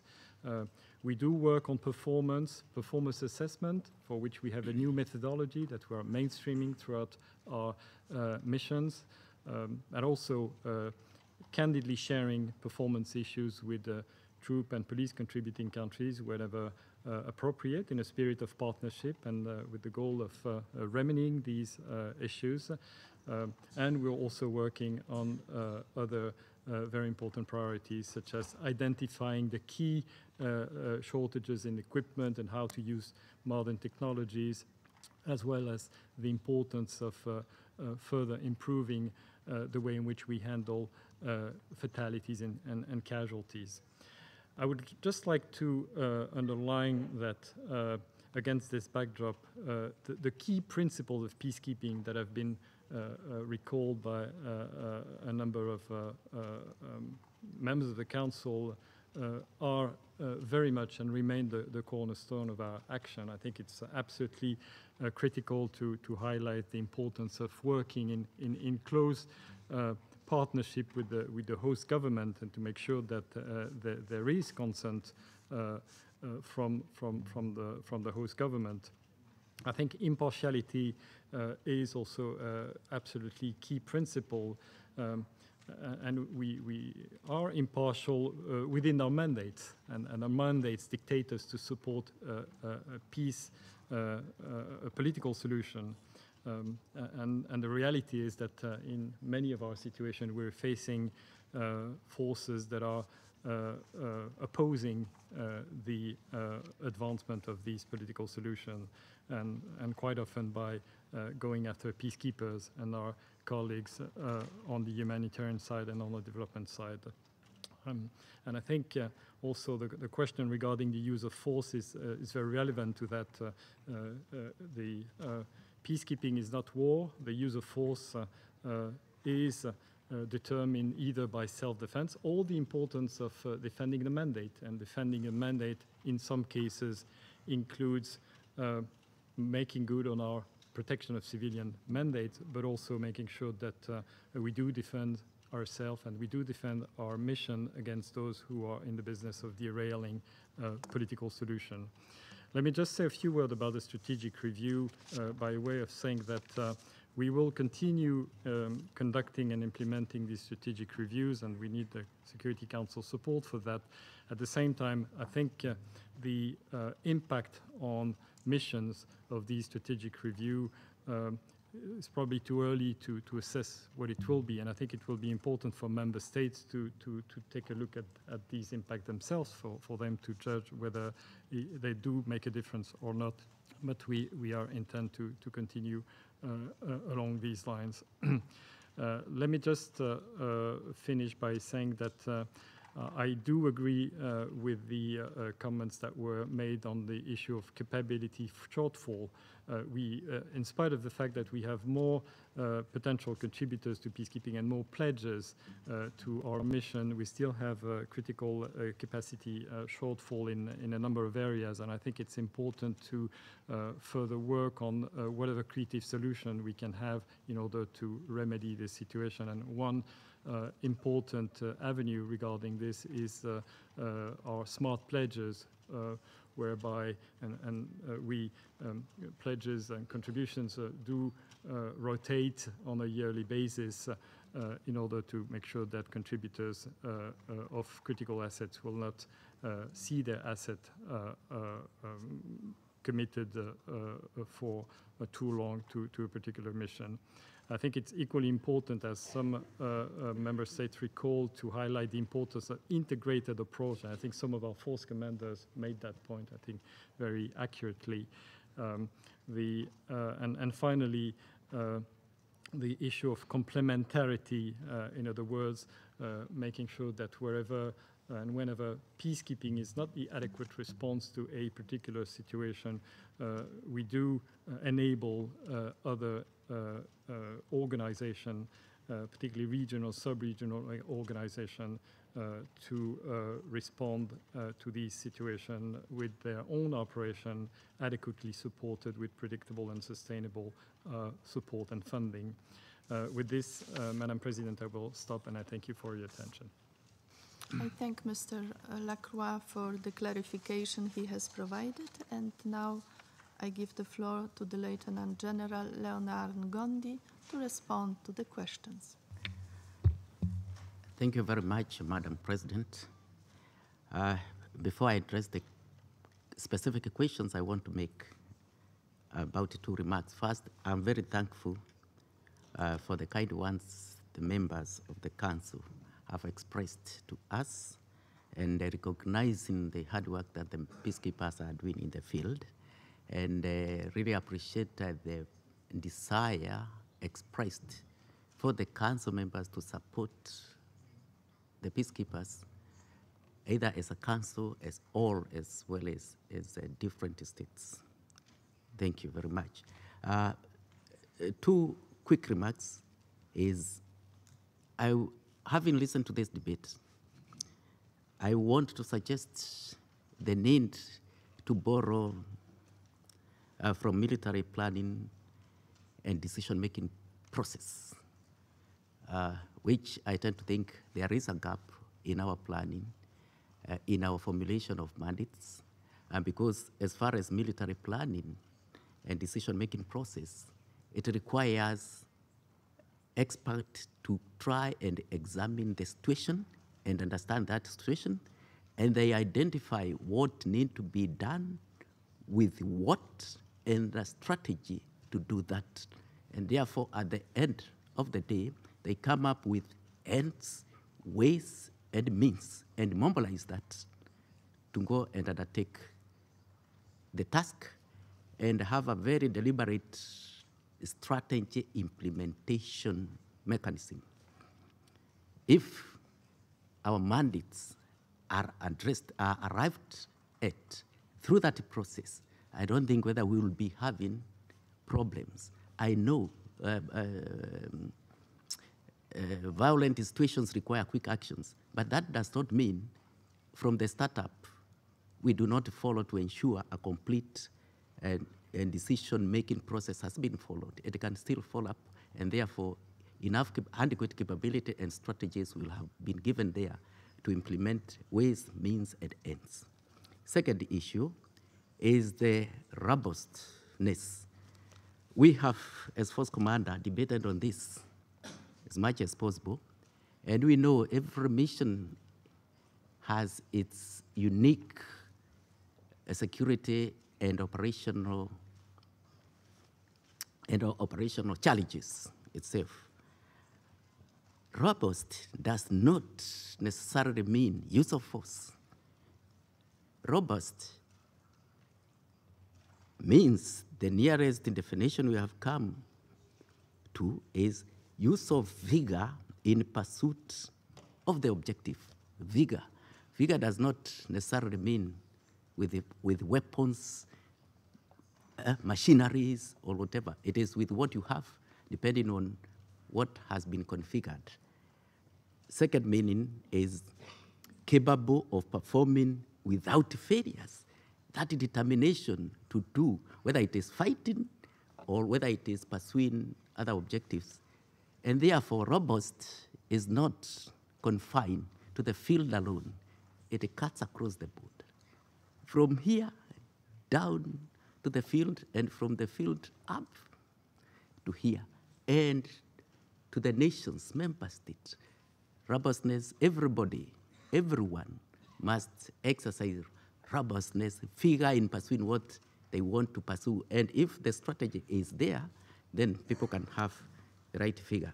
And therefore, that is why I said UNAMINT, answering the question, specific question from the concept note, is the mandate of UNAMINT robust enough?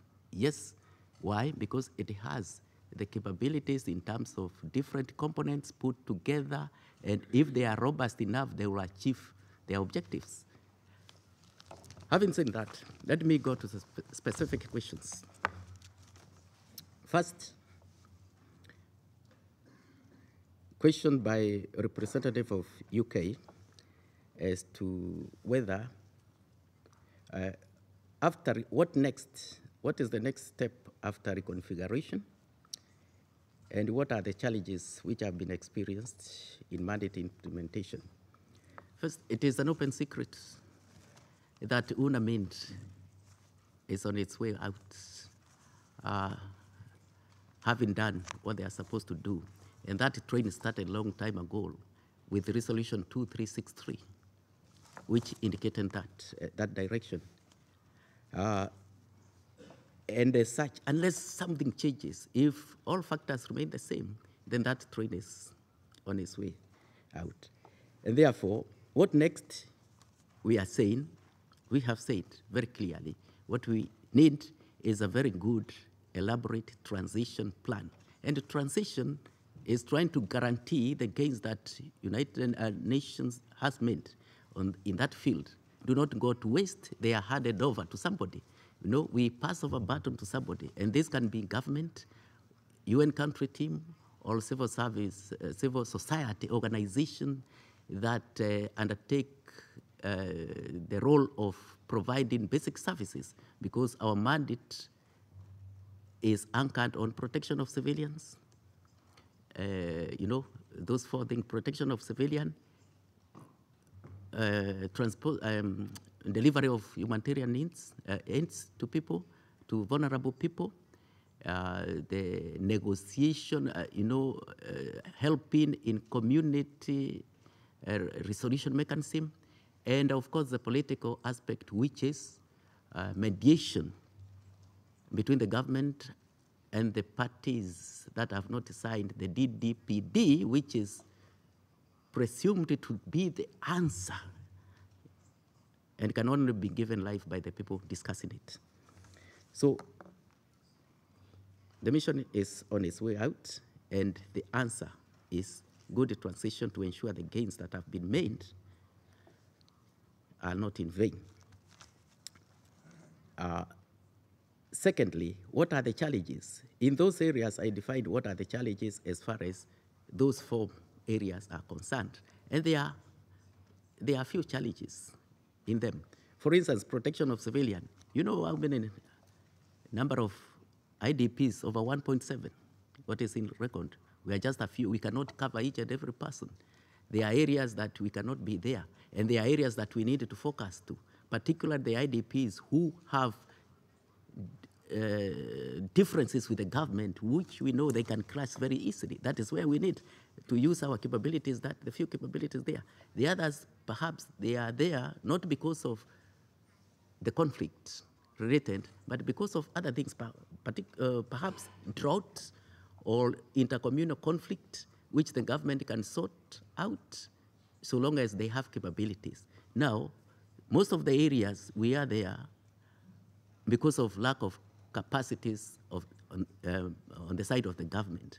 But the area that we need to focus on is where there are peacekeeping-related issues and where the presence of those armed groups are, which can attract government hostility anytime. That is where we need to be. It is there where people run from. And if we are there, we'll create pull factors for the IDPs to come from wherever they ran to come back to their own area and start their normal lives. So generally, that is what we are seeing as far as UNAMED is concerned, and that is the direction. So mediation is somebody else to deal with it. I tend to think at the ground level, yes, we are interacting with the population, but the leadership, the top leadership of these groups, which are not coming to the table, must be persuaded to come to the table, must be educated that this is the only way to benefit the people they profess to be leading. Otherwise, they stand to attract a lot of hostilities to government, because government will always try to exercise its sovereignty in the territory.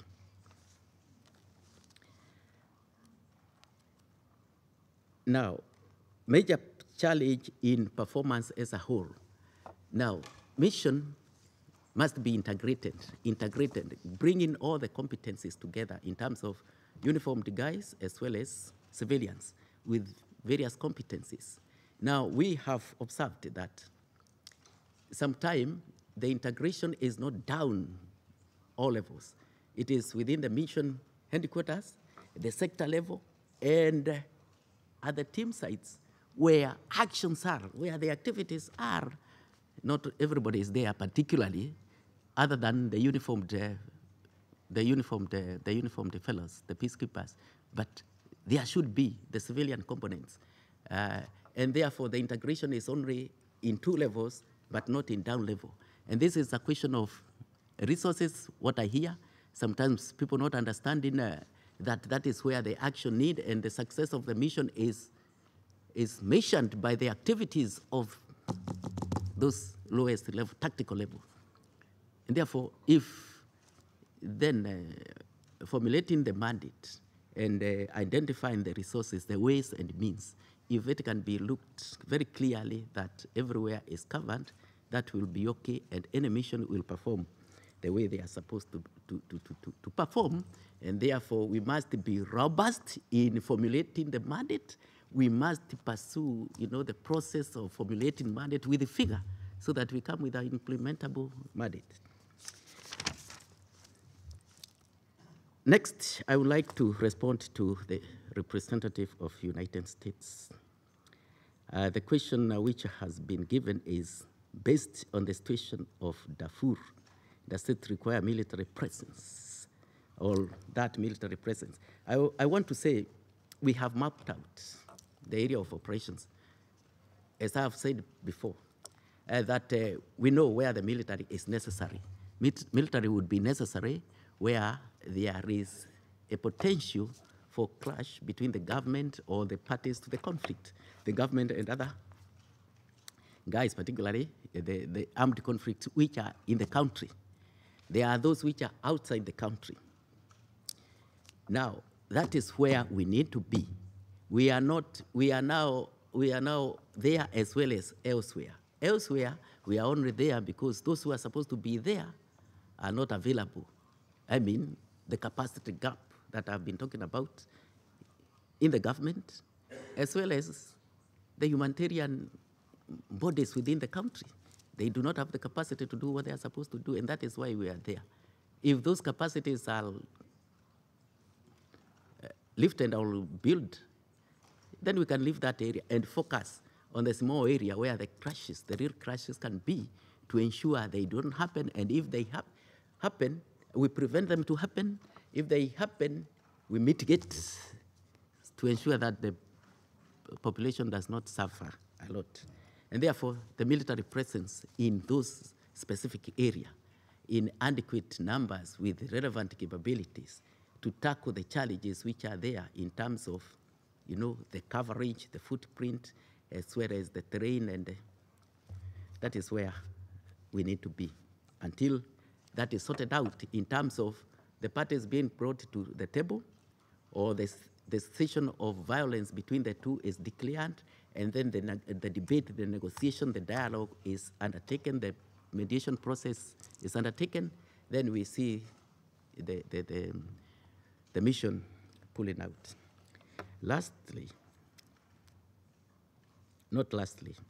Representative of Sweden has asked again about protection of civilians. How does the reconfiguration affect this? As I said,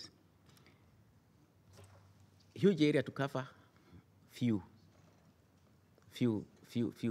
personnel, few footprint, lesser footprint of us. That is the issue, that with the reconfiguration, we are not everywhere. As soon as we downsize, then we leave some other areas. We reduce the footprint.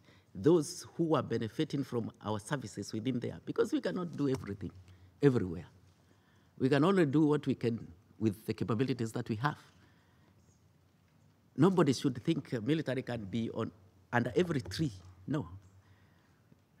Prioritization has to be done based on the intensity of the conflict or the danger and the capability that there is, and be where we are supposed to be, while the others will not benefit from our services. That is the issue. So the POC aspect is affected by reconfiguration because of us downsizing, and yet the capabilities of either the government as well as the other humanitarian organization is not enough to take over there.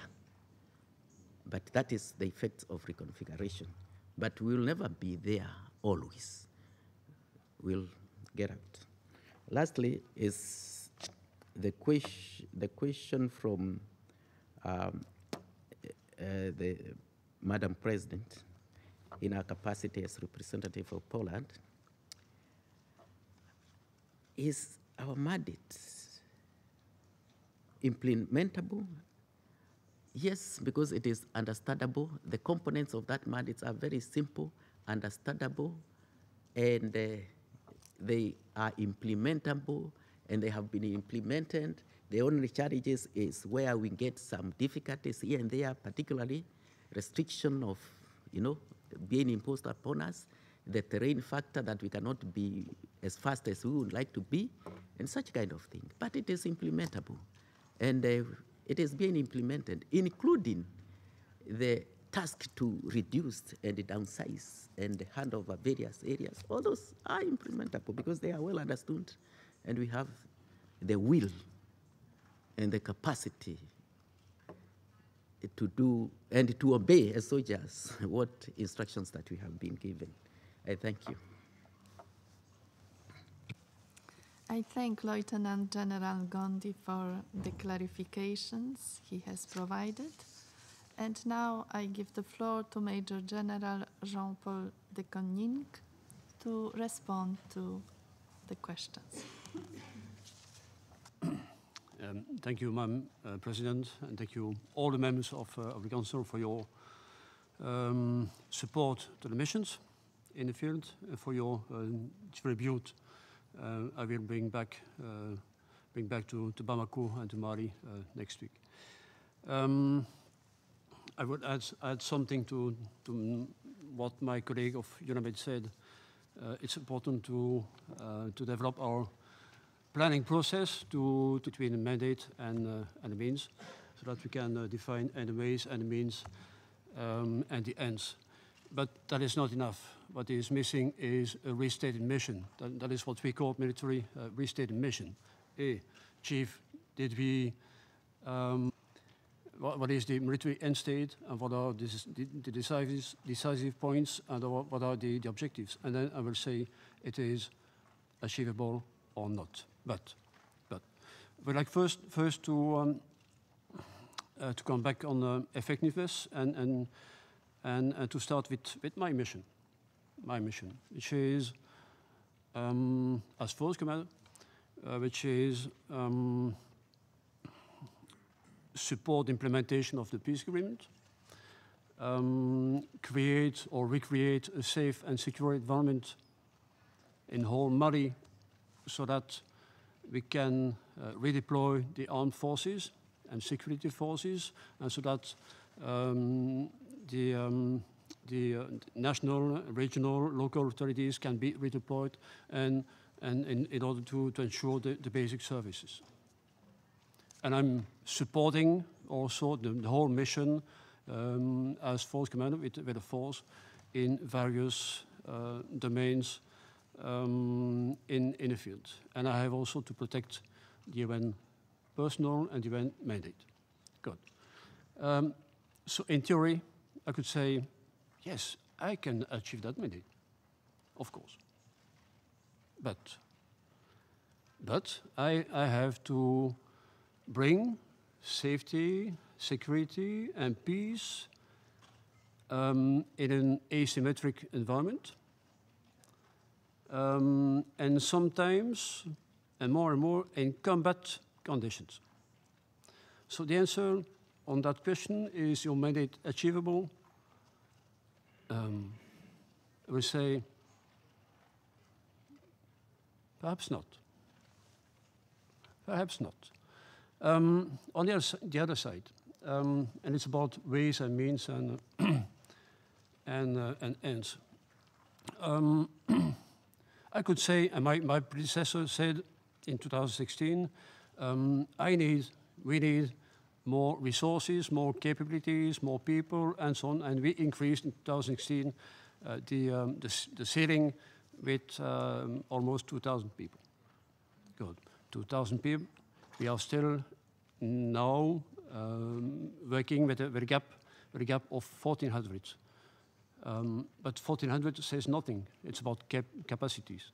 So we are still lacking some capacity. And capacity is the product of people and equipment and training and mindset.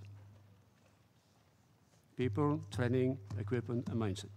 So when it comes to effectiveness, I have to cope with that gap in capacities. I will leave until the end of my mandate this year, and probably my successor will live with that gap also. What we have to do is to increase our effectiveness. And this in relation to the cruise report. I won't enter into the debate of the cruise report is or not endorsed or approved by the Council. No. But I started already in April, May 17 to take measures to increase effectiveness. Because I have to do it. So it's about force generation, and I keep pushing with the Council, with the DPQ on the button force generation. We need that definitely. It's about tasking, reduce tasks without added value. Like stop guarding some small compounds, close those small compounds and regroup the units. It's about stopping guarding the mixed unit compounds, but they have to be capable to do that. It's about just receiving some more force protection units. With that all, I can generate on my own resources additional units, virtually additional units. That's about increasing effectiveness. Of course, train and equip. That's in the cruise report. Train and equip and advise. And work on the mindset of the soldiers. It's about counter-threat. That is not counter-terror. Counter-threat. I have to live. I have to act under threat continuously. And when I say counter-threat, it's about counter-ID, counter-IDF, and so on and so on. And not only by kinetic actions. We have to, when it comes to counter-ID, for instance, we have to address the whole chain of command of the opponent. And we address that with the whole mission. It's a whole of mission concept. Intelligence. We spoke about intelligence. Of course, that is a crucial need to have a current, actionable intelligence. To do what? First, to understand the situation, not only for the mission, but not only for the force, but merely for the mission. Where and how to put the effort, in which domain, which location. So increase our situation awareness. And second, prevent to be attacked. I said to my people of the intelligence in the aftermath of the attack in Timbuktu 3 weeks ago, I said you have to predict which will be the next location, next date, and the how of the next attack. That is the need. There is a need for intelligence. PPP, presence, posture, and profile. Nothing to do with kinetic actions, but presence. Be present. Have a good posture and a good profile. It's also about being present and credible amongst the population and deterrent about, against the opponent. Force protection, of course. I got a question. J'ai eu la question de la France. Qu'est-ce qu'il vous faut encore? I have a question from France. What we need is technological capacities to strengthen protection. It's easy. More early warning radars. We only have a few. I need one in every compound. Need additional drones, short range and medium range drones, and command systems. Performance. We are continuously evaluating the units. My DFC, my deputy, is now in Kidal to evaluate 2 battalions this week. We do that, but not only to evaluate, but to take action and to correct what is wrong. And we are also measuring the performance of our operations. When it comes to operations, you said, Madam President, how to avoid inactivity. Can your mandate or allow your mandate to be more active? Of course, we are doing that with the whole mission, with all the available means, every 6 to 8 weeks. For what? For what? One, situation awareness. Second, be sure or ensure the freedom of movement of the force and of the partners. Counter the threat and operate with the civilian pillars. Operate with the civilian pillars. That is the way, bottom up, the way I use or we use to integrate the mission at that level. Command and control. Command and control is also part of my list of wishes, is because I cannot change that command and control policy on my own, and I need the support of DPKO to do that. And lessons learned, of course. Lessons learned, that is essential to avoid that the next time we could again fail, or in order to better act or react the next time. That's about effectiveness. The actors, coordination with the actors. I mean, the military actors. I'm only the force commander. And there are many actors, military actors, active in Mali. And sometimes I heard the word, there is a traffic jam. There is a military traffic jam in Mali. Not at all, not at all. If I had some 10 battalions more in any of the forces, I would be happy. What we are doing is coordinating that all in all the domains, and operations, and logistics, and support, and intelligence, and so on, with 5. We are doing that with 5. The first one is the FAMA, the Marine Army. We are doing that with EUTM. We are doing that with J5 and with Barkhane, because we are all complementary. I cannot perform any kinetic action related to counterterrorism. But I must rely on the partners to do that. So there is a need for coordination. There is a need for better synchronization between the partners, and we are doing that every day.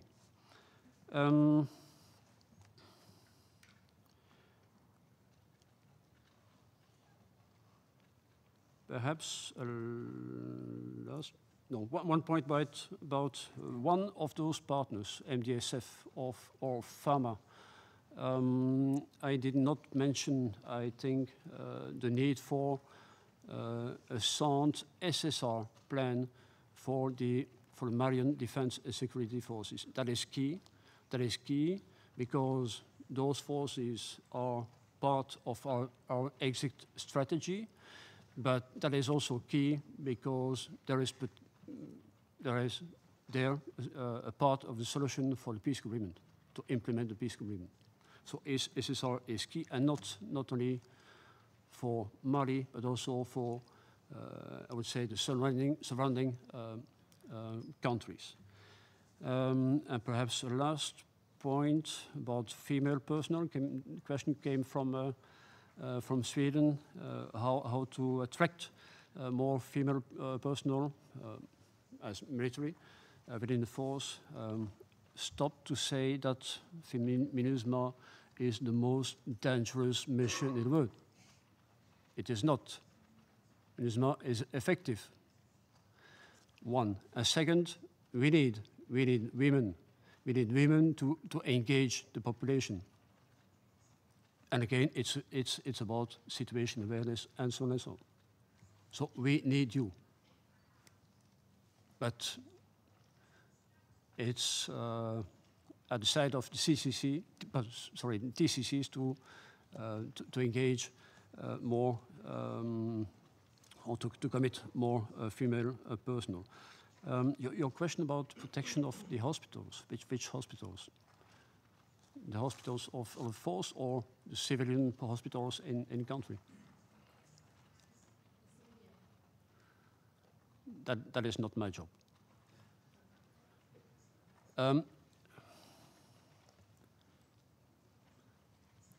It is not my job. It is, of course, my job in case of threat or attack against and civilians and any body. Malian body, including the hospitals and so on on Malian territory. Of course, it's my job.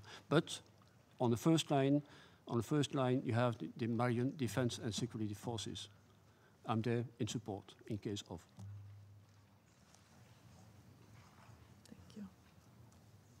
Thank you. I thank Major General de Konink for the clarifications he provided.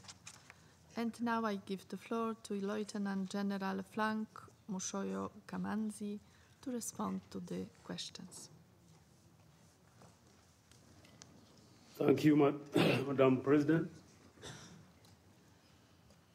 Like my colleagues, I would like to make general comments First, beginning with the issue of mandate implementation or ability to achieve a mandate. I want to say that achievement or accomplishment of a mission mandate indeed is a whole mission task, whereby all the components that constitute the mission, namely the civilian component, and most importantly, the civilian leadership and other components, as well as the uniformed components, namely the police component, which is also composed of, say in our case, of formed police units and individual police officers, as well as the military component. For us to achieve our mission, we need, all the components need to make their contribution. And the contribution of the military component, for the most part, is protection of civilians, but also, most importantly, as an enabler and a platform, if you want, for other components to achieve or to make their contribution. Here I mean being able to protect and facilitate access for example, the human rights, the political affairs, and other components so that they can do their work in the different places well protected and assured of security. We have the responsibility of ensuring the access by the humanitarian actors and delivery of humanitarian aid to the recipients. We have the responsibility of supporting the peace process or the peace agreement. And in particular here, we are talking of support to CTSAM, the ceasefire and transitional security arrangements monitoring mechanism, supposed to monitor and follow up on the violations that in the end help foster and move the peace process forward. What I'm saying here is that in achievement of our mandate, the military component makes its contribution. And in our case, if you ask whether we have an understandable and implementable mandate, and whether the military component understands and is ready to make its contribution, the answer is yes. But for that to happen, we need to address some of the challenges, such as those that I made reference to, which include having the numbers mandated or within our mandate, such as I made reference to the fact that we've not got the ceiling or the number of troops and enablers that Council has made available to us. For example, the Regional Protection Force that is supposed to be 4,000, with different components is slightly over 50% inducted since 2016.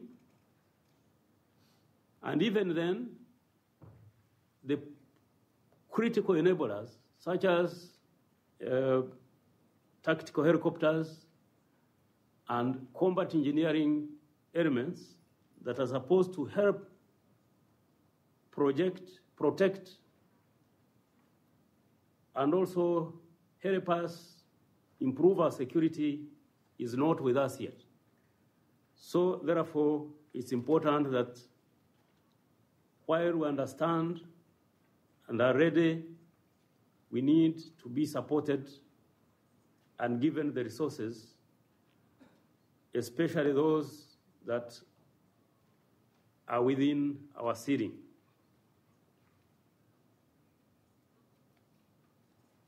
We've talked about intelligence and information as important components for being able to achieve or do our work. Indeed,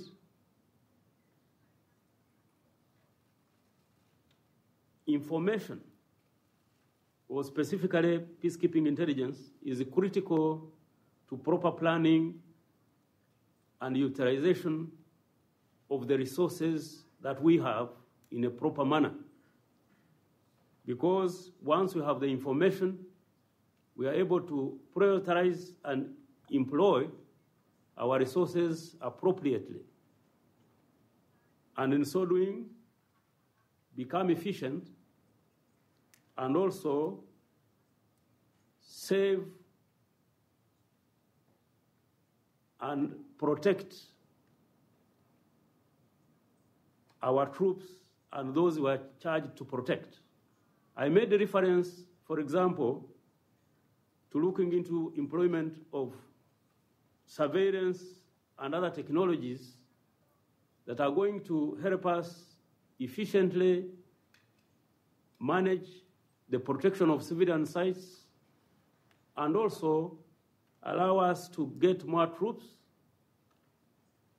into other areas, hence enabling us to create a better environment for the return of those in the POCs and also create a better secure environment for even the return of those that have fled the country. And this is happening in places where I indicated we are, after getting or inducting the initial elements of the RPF, we've been able to send out troops from Juba and deploy them in the Equatorias so that we improve access, but also improve security to the extent that some people are already coming from Uganda, where they've fled into refugee camps. Some have come back, even if not to settle completely, but to come and see what they can do where they left. And this is a result, in part, due to being able to get out. And this is a result, and this should improve as we get more troops from static in the areas where people were displaced from or fled from during the conflict. I'll quickly go to specific questions abuse by the Secretary General of the United Nations. And for this, as a force, it translates into a command responsibility, a critical, serious command responsibility, because it's also a protection issue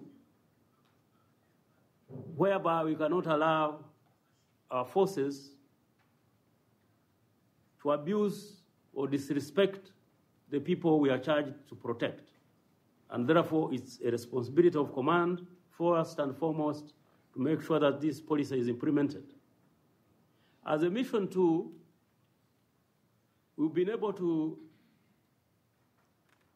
do risk assessment of all our troops' positions and areas of operation, and we created also an environment where information is easy to access or transmit, and as such, help in prevention. And where, unfortunately, we get allegations of sexual exploitation and abuse, action is swiftly taken so that thorough investigations are undertaken, collective measures taken by both allegations and collective measures taken. Those are some of the sure that there are of female members of our contingent, that some troop contributing countries also to get the quotas and the numbers required.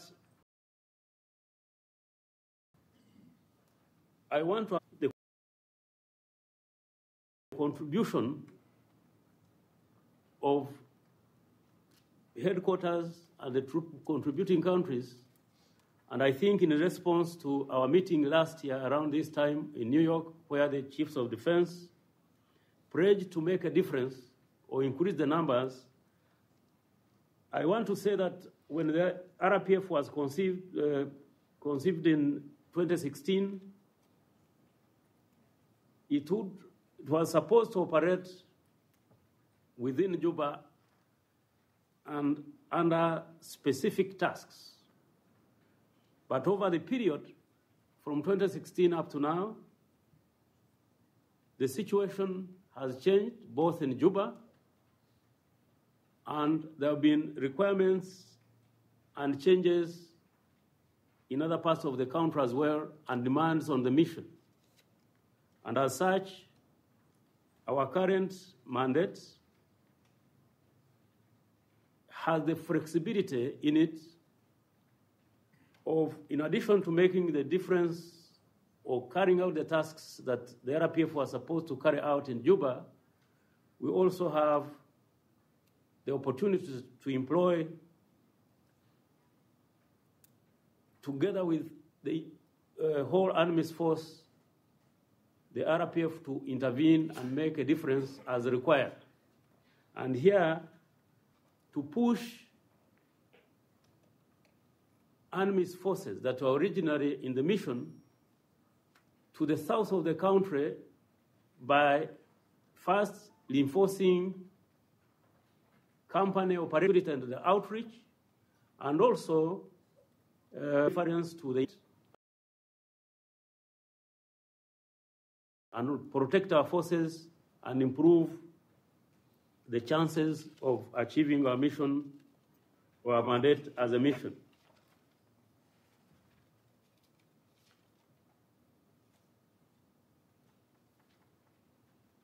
In conclusion, I would like to come back to the question asked by the delegate, the representative from Equatorial Guinea, whereby it was asked whose responsibility it is to achieve mission mandates or the mission mandate.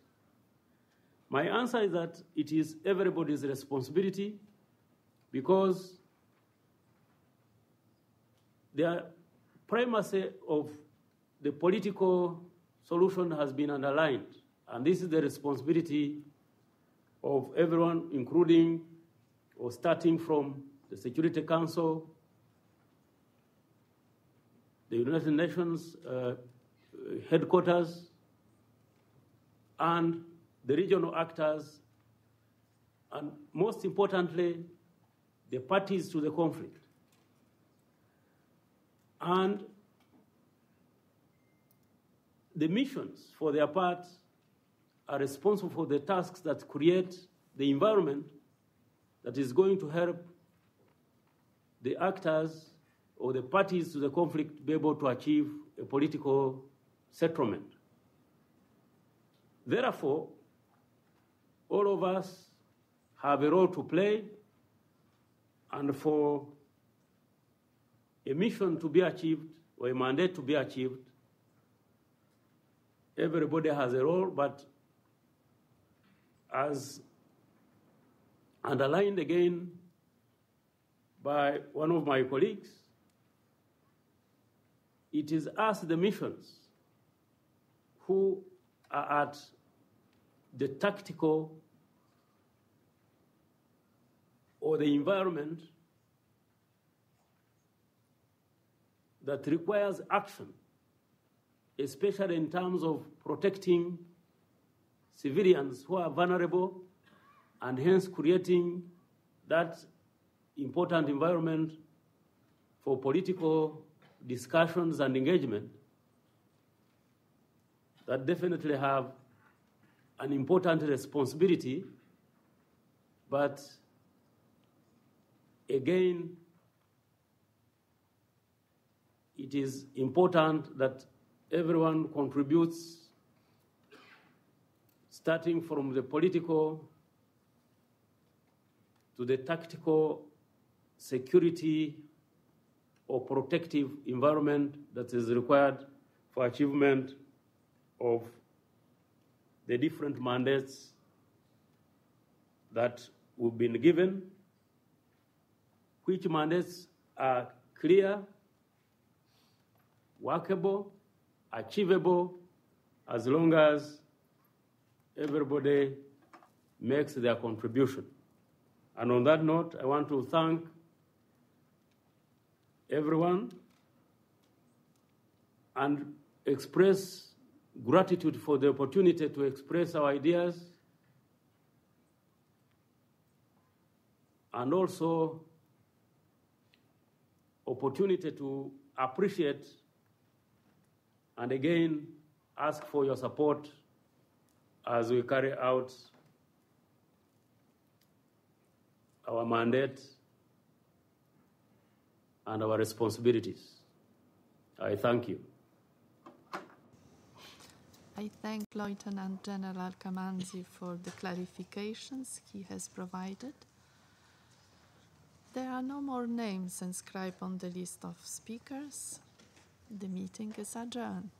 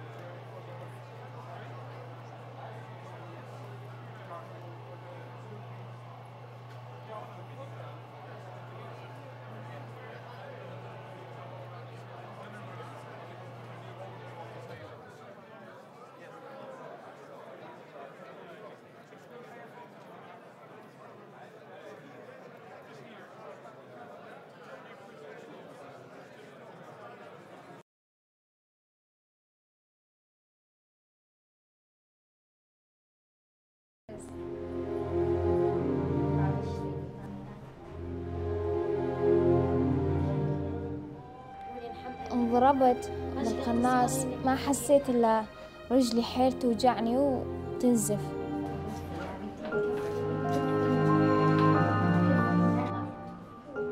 انصدمت وبكيت وقهرت،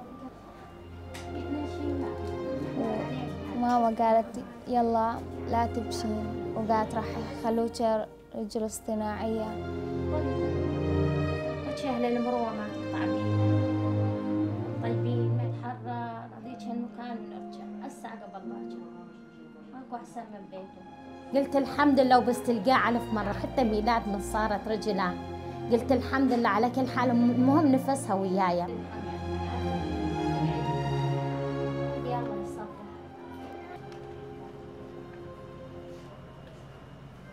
أتمنى الساعة قبل باكر، يعني حتى لو مهدوم وتعبان تحوط لي حوطة وأقعد بيه. ما أريد أطول القصة، أريد على السريع. كل البنات الساعة يداومون ويدرسون، أريد أكمل دراستي. هم أريد أساعد أمي، وأريد هم أحقق حلمي، وأريد أصير دكتورة.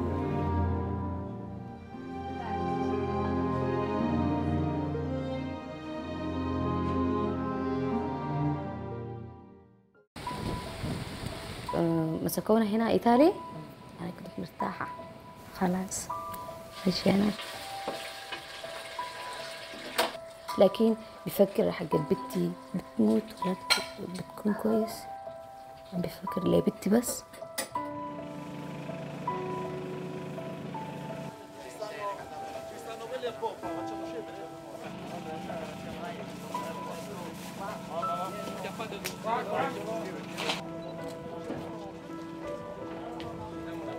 خلاص عملوا غاز كربيت، عملوا بفحد شوف نار، لكن مسكت رحت انا براي دينا محروقه كرعينا. هاي بس صاير بس تسكت بس ما في كلام تاني.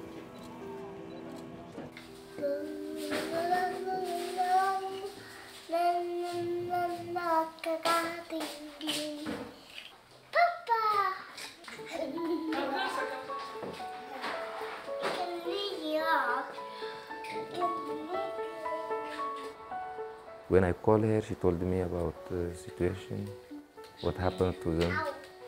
Then I said, I don't think Dina, she will live like that. But when I see her here in the room, I was very, very happy. We are family now. I'm too much happy. I have Dina and I have Rael, and we live together here.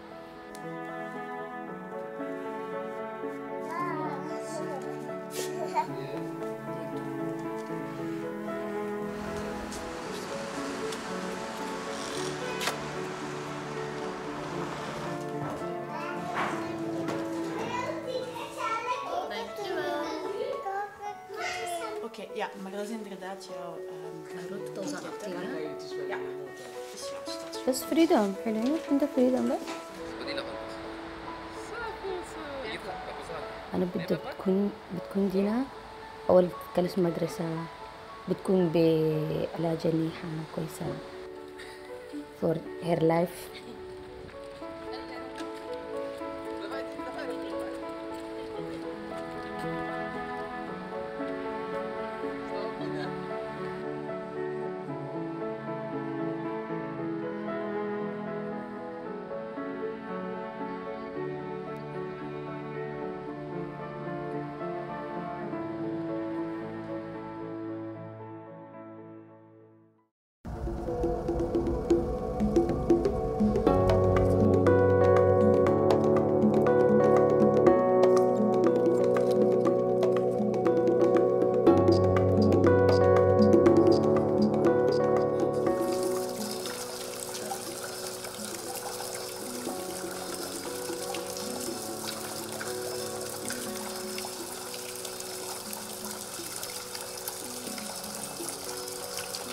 The thing about climate change is that the balance in nature is ever so slightly tipping and changing, and this tree is a constant and it won't change.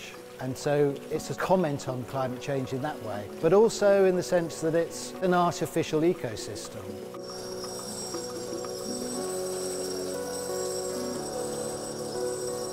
It just makes me think about these huge islands of plastics in the ocean floating around. We have to negotiate thinking about how we manage our waste and how best we can be more sustainable.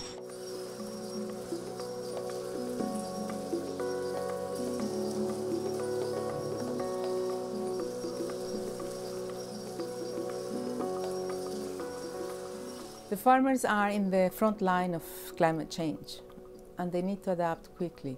So these three represents their voices, asking all of us to take action now.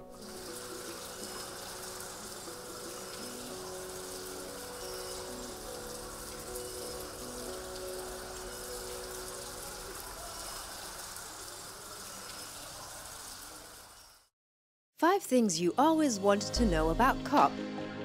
What I would like to know is, what does the COP stand for? Well, COP is a term that means Conference of the Parties. In our process, governments are parties. Things like the European Union, they're considered a party. It's a rather clunky term, but everybody who's here knows what it means. People on the outside just say governments. What I really would like to know, how many people are these days here from how many nations in Bonn at the COP? We think that pretty much every country in the world, like well over 190, are actually represented here. The precise numbers in terms of, you know, which country has the most delegates and so on and so forth is unknown. Quite a lot from China, quite a lot from some of the European countries as well. And the other thing to point out is that this Conference of the Parties, this COP, is actually getting to be about 34,000 people. I wanted to know, how sustainable is the COP? Well, I don't think you could say it's 100% sustainable, but we have really tried with the German government to actually make this the greenest climate conference ever. Hello, I always wanted to know, how welcome are youth on COP? Youth are very welcome indeed. Youth would like a greater role in the negotiations here at these climate conferences.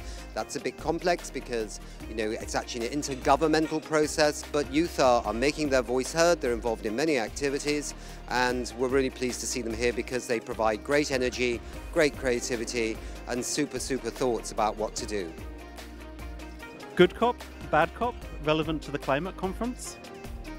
Very interesting. Good COP, bad COP. Nice phrase.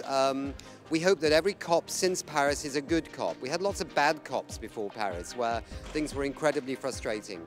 But I think the COPs are getting more good and less bad. In fact, they're getting better all the time because we actually really have a very strong commitment right now to deal with climate change, I think from all corners of the earth and from all sectors of society. So hopefully in the future it'll remain good COP, but you never know, bad COPs might come back. Fingers crossed they don't.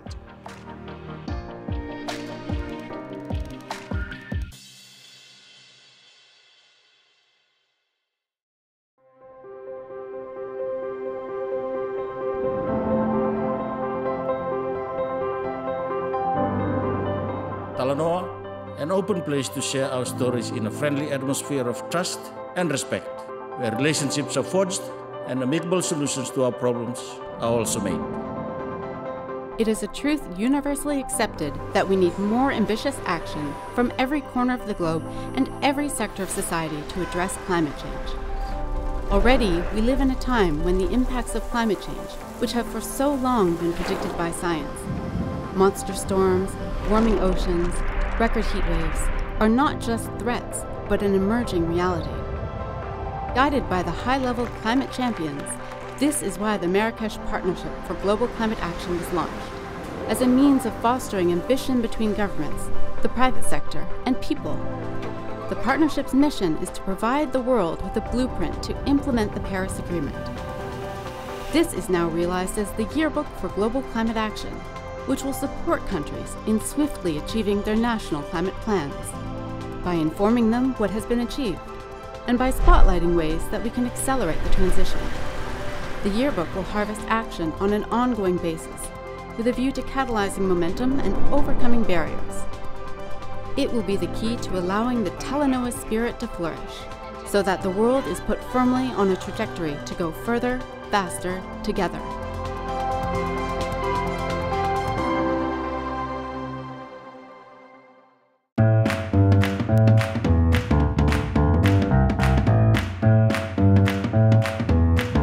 Tuvalu is just a small nation, and you cannot believe that there are quite a number of people using motorbikes, cars, in just a small island. And every way is within the reach, you know, you can just walk. The things that I do to reduce my carbon footprint, I make sure that I reuse everything, avoid plastic at all costs. So I take the train and the bus as often as I can. And I'm also a vegetarian since 1.5 years.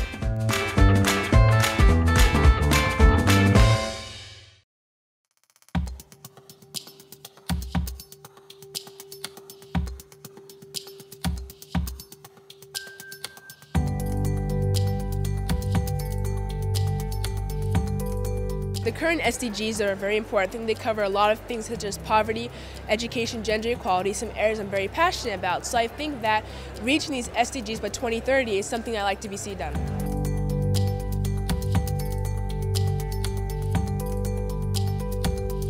I think that climate change should be seen as one part of the SDGs altogether, but right now climate change is getting all the political attention because it's so urgently important. So it's a kind of the engine that is driving the train among the SDGs that we see today.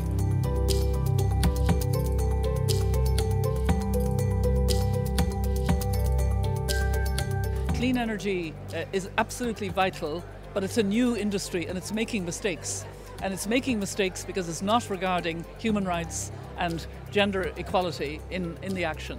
And we have to be very careful not to trample on the already poor situation of people who've already suffered the injustice of climate change and who suffer again from bad climate action. We can't have that.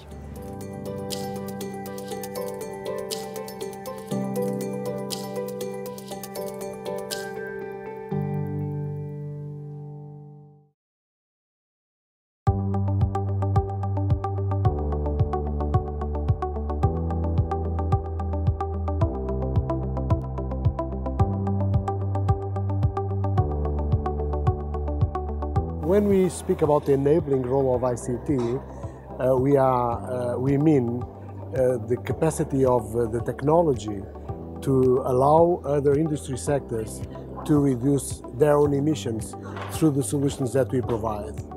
So if you think about the energy sector, manufacturing, mobility, or agriculture, through the solutions that we provide, you can make them much more efficient.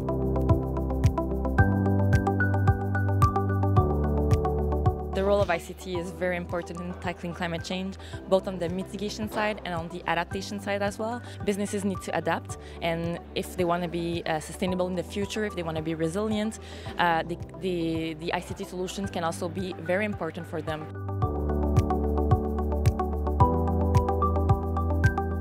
Smart Eyes takes technology, remote sensing, and the traditional knowledge of Inuit who live in the area to help them travel safer on the ice. It provides them with information on the conditions of the ice before they go out on the ice. So it allows us to be able to help them make better decisions by providing knowledge and putting it into their hands in ways that help them keep safe.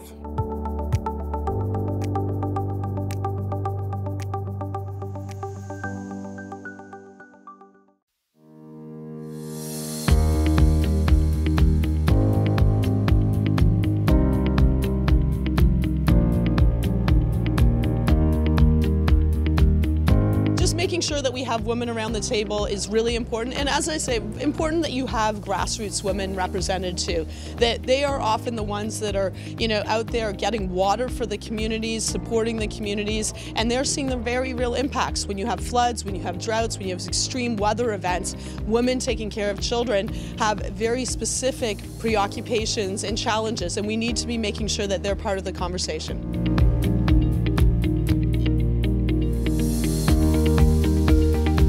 Climate change represents the biggest challenge to humanity. This generation is at risk of leaving, a sorry state for future generations, and there is no way that we can solve this problem if we only do it with 50% of the talent and the energy on this planet. And so by bringing women's perspectives in the early stages of thinking about how our economy is going to transform, perhaps we'll end up with different solutions than we've had in the past. We are committing here alongside others to launch a program in 10 countries where we're going to look particularly at gender disaggregated approaches to the climate change response. That means looking at how climate change actions will affect men and women differently, and how we can design policies to ensure that particularly women are not left out of the design phase, which so often has been the case.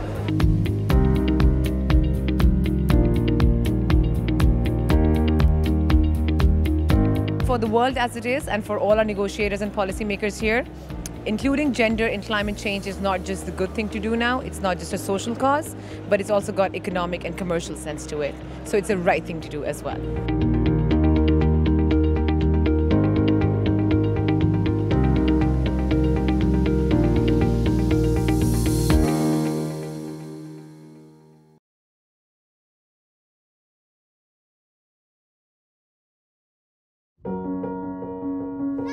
I'm here in Kutupalong Temporary Settlement Camp with UNHCR, and as you can see, the scale, the scope of the Rohingya crisis is enormous.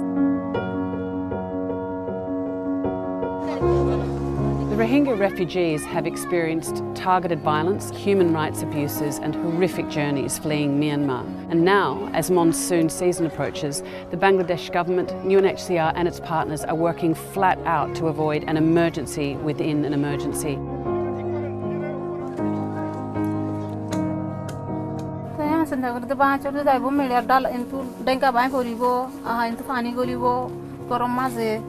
Hagura panase ta tuhan sintala gediri mani nyolti golti gorma gunzati haiti loti hostogo ki gori wasin ta golla ha dosha zindilla ta hindila keda abar ki gori fajumna fina zago to na. I've already seen so much. As you can see, it is as soon as a rain comes, this whole thing and all of the houses that are up here are just going to wash right down. It's incredibly worrying, and really there's nowhere else for these people to go. Pleasure. Hello.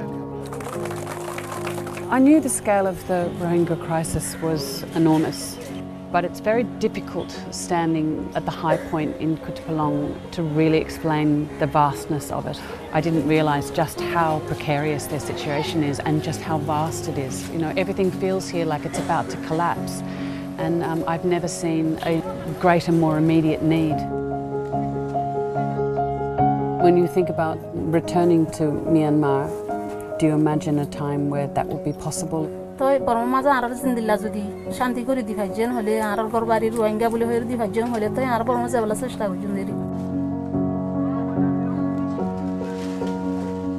I've seen incredible resilience and invention and positivity on behalf of the Rohingya refugees, themselves actively trying to change and shore up their environment as temporary as it is. Bangladeshis and local communities have shared their very limited resources with these vulnerable refugees. And the international community, governments, private sector and the public have also shown great generosity too. But more funds are urgently needed. It's vital that we all now show solidarity and support.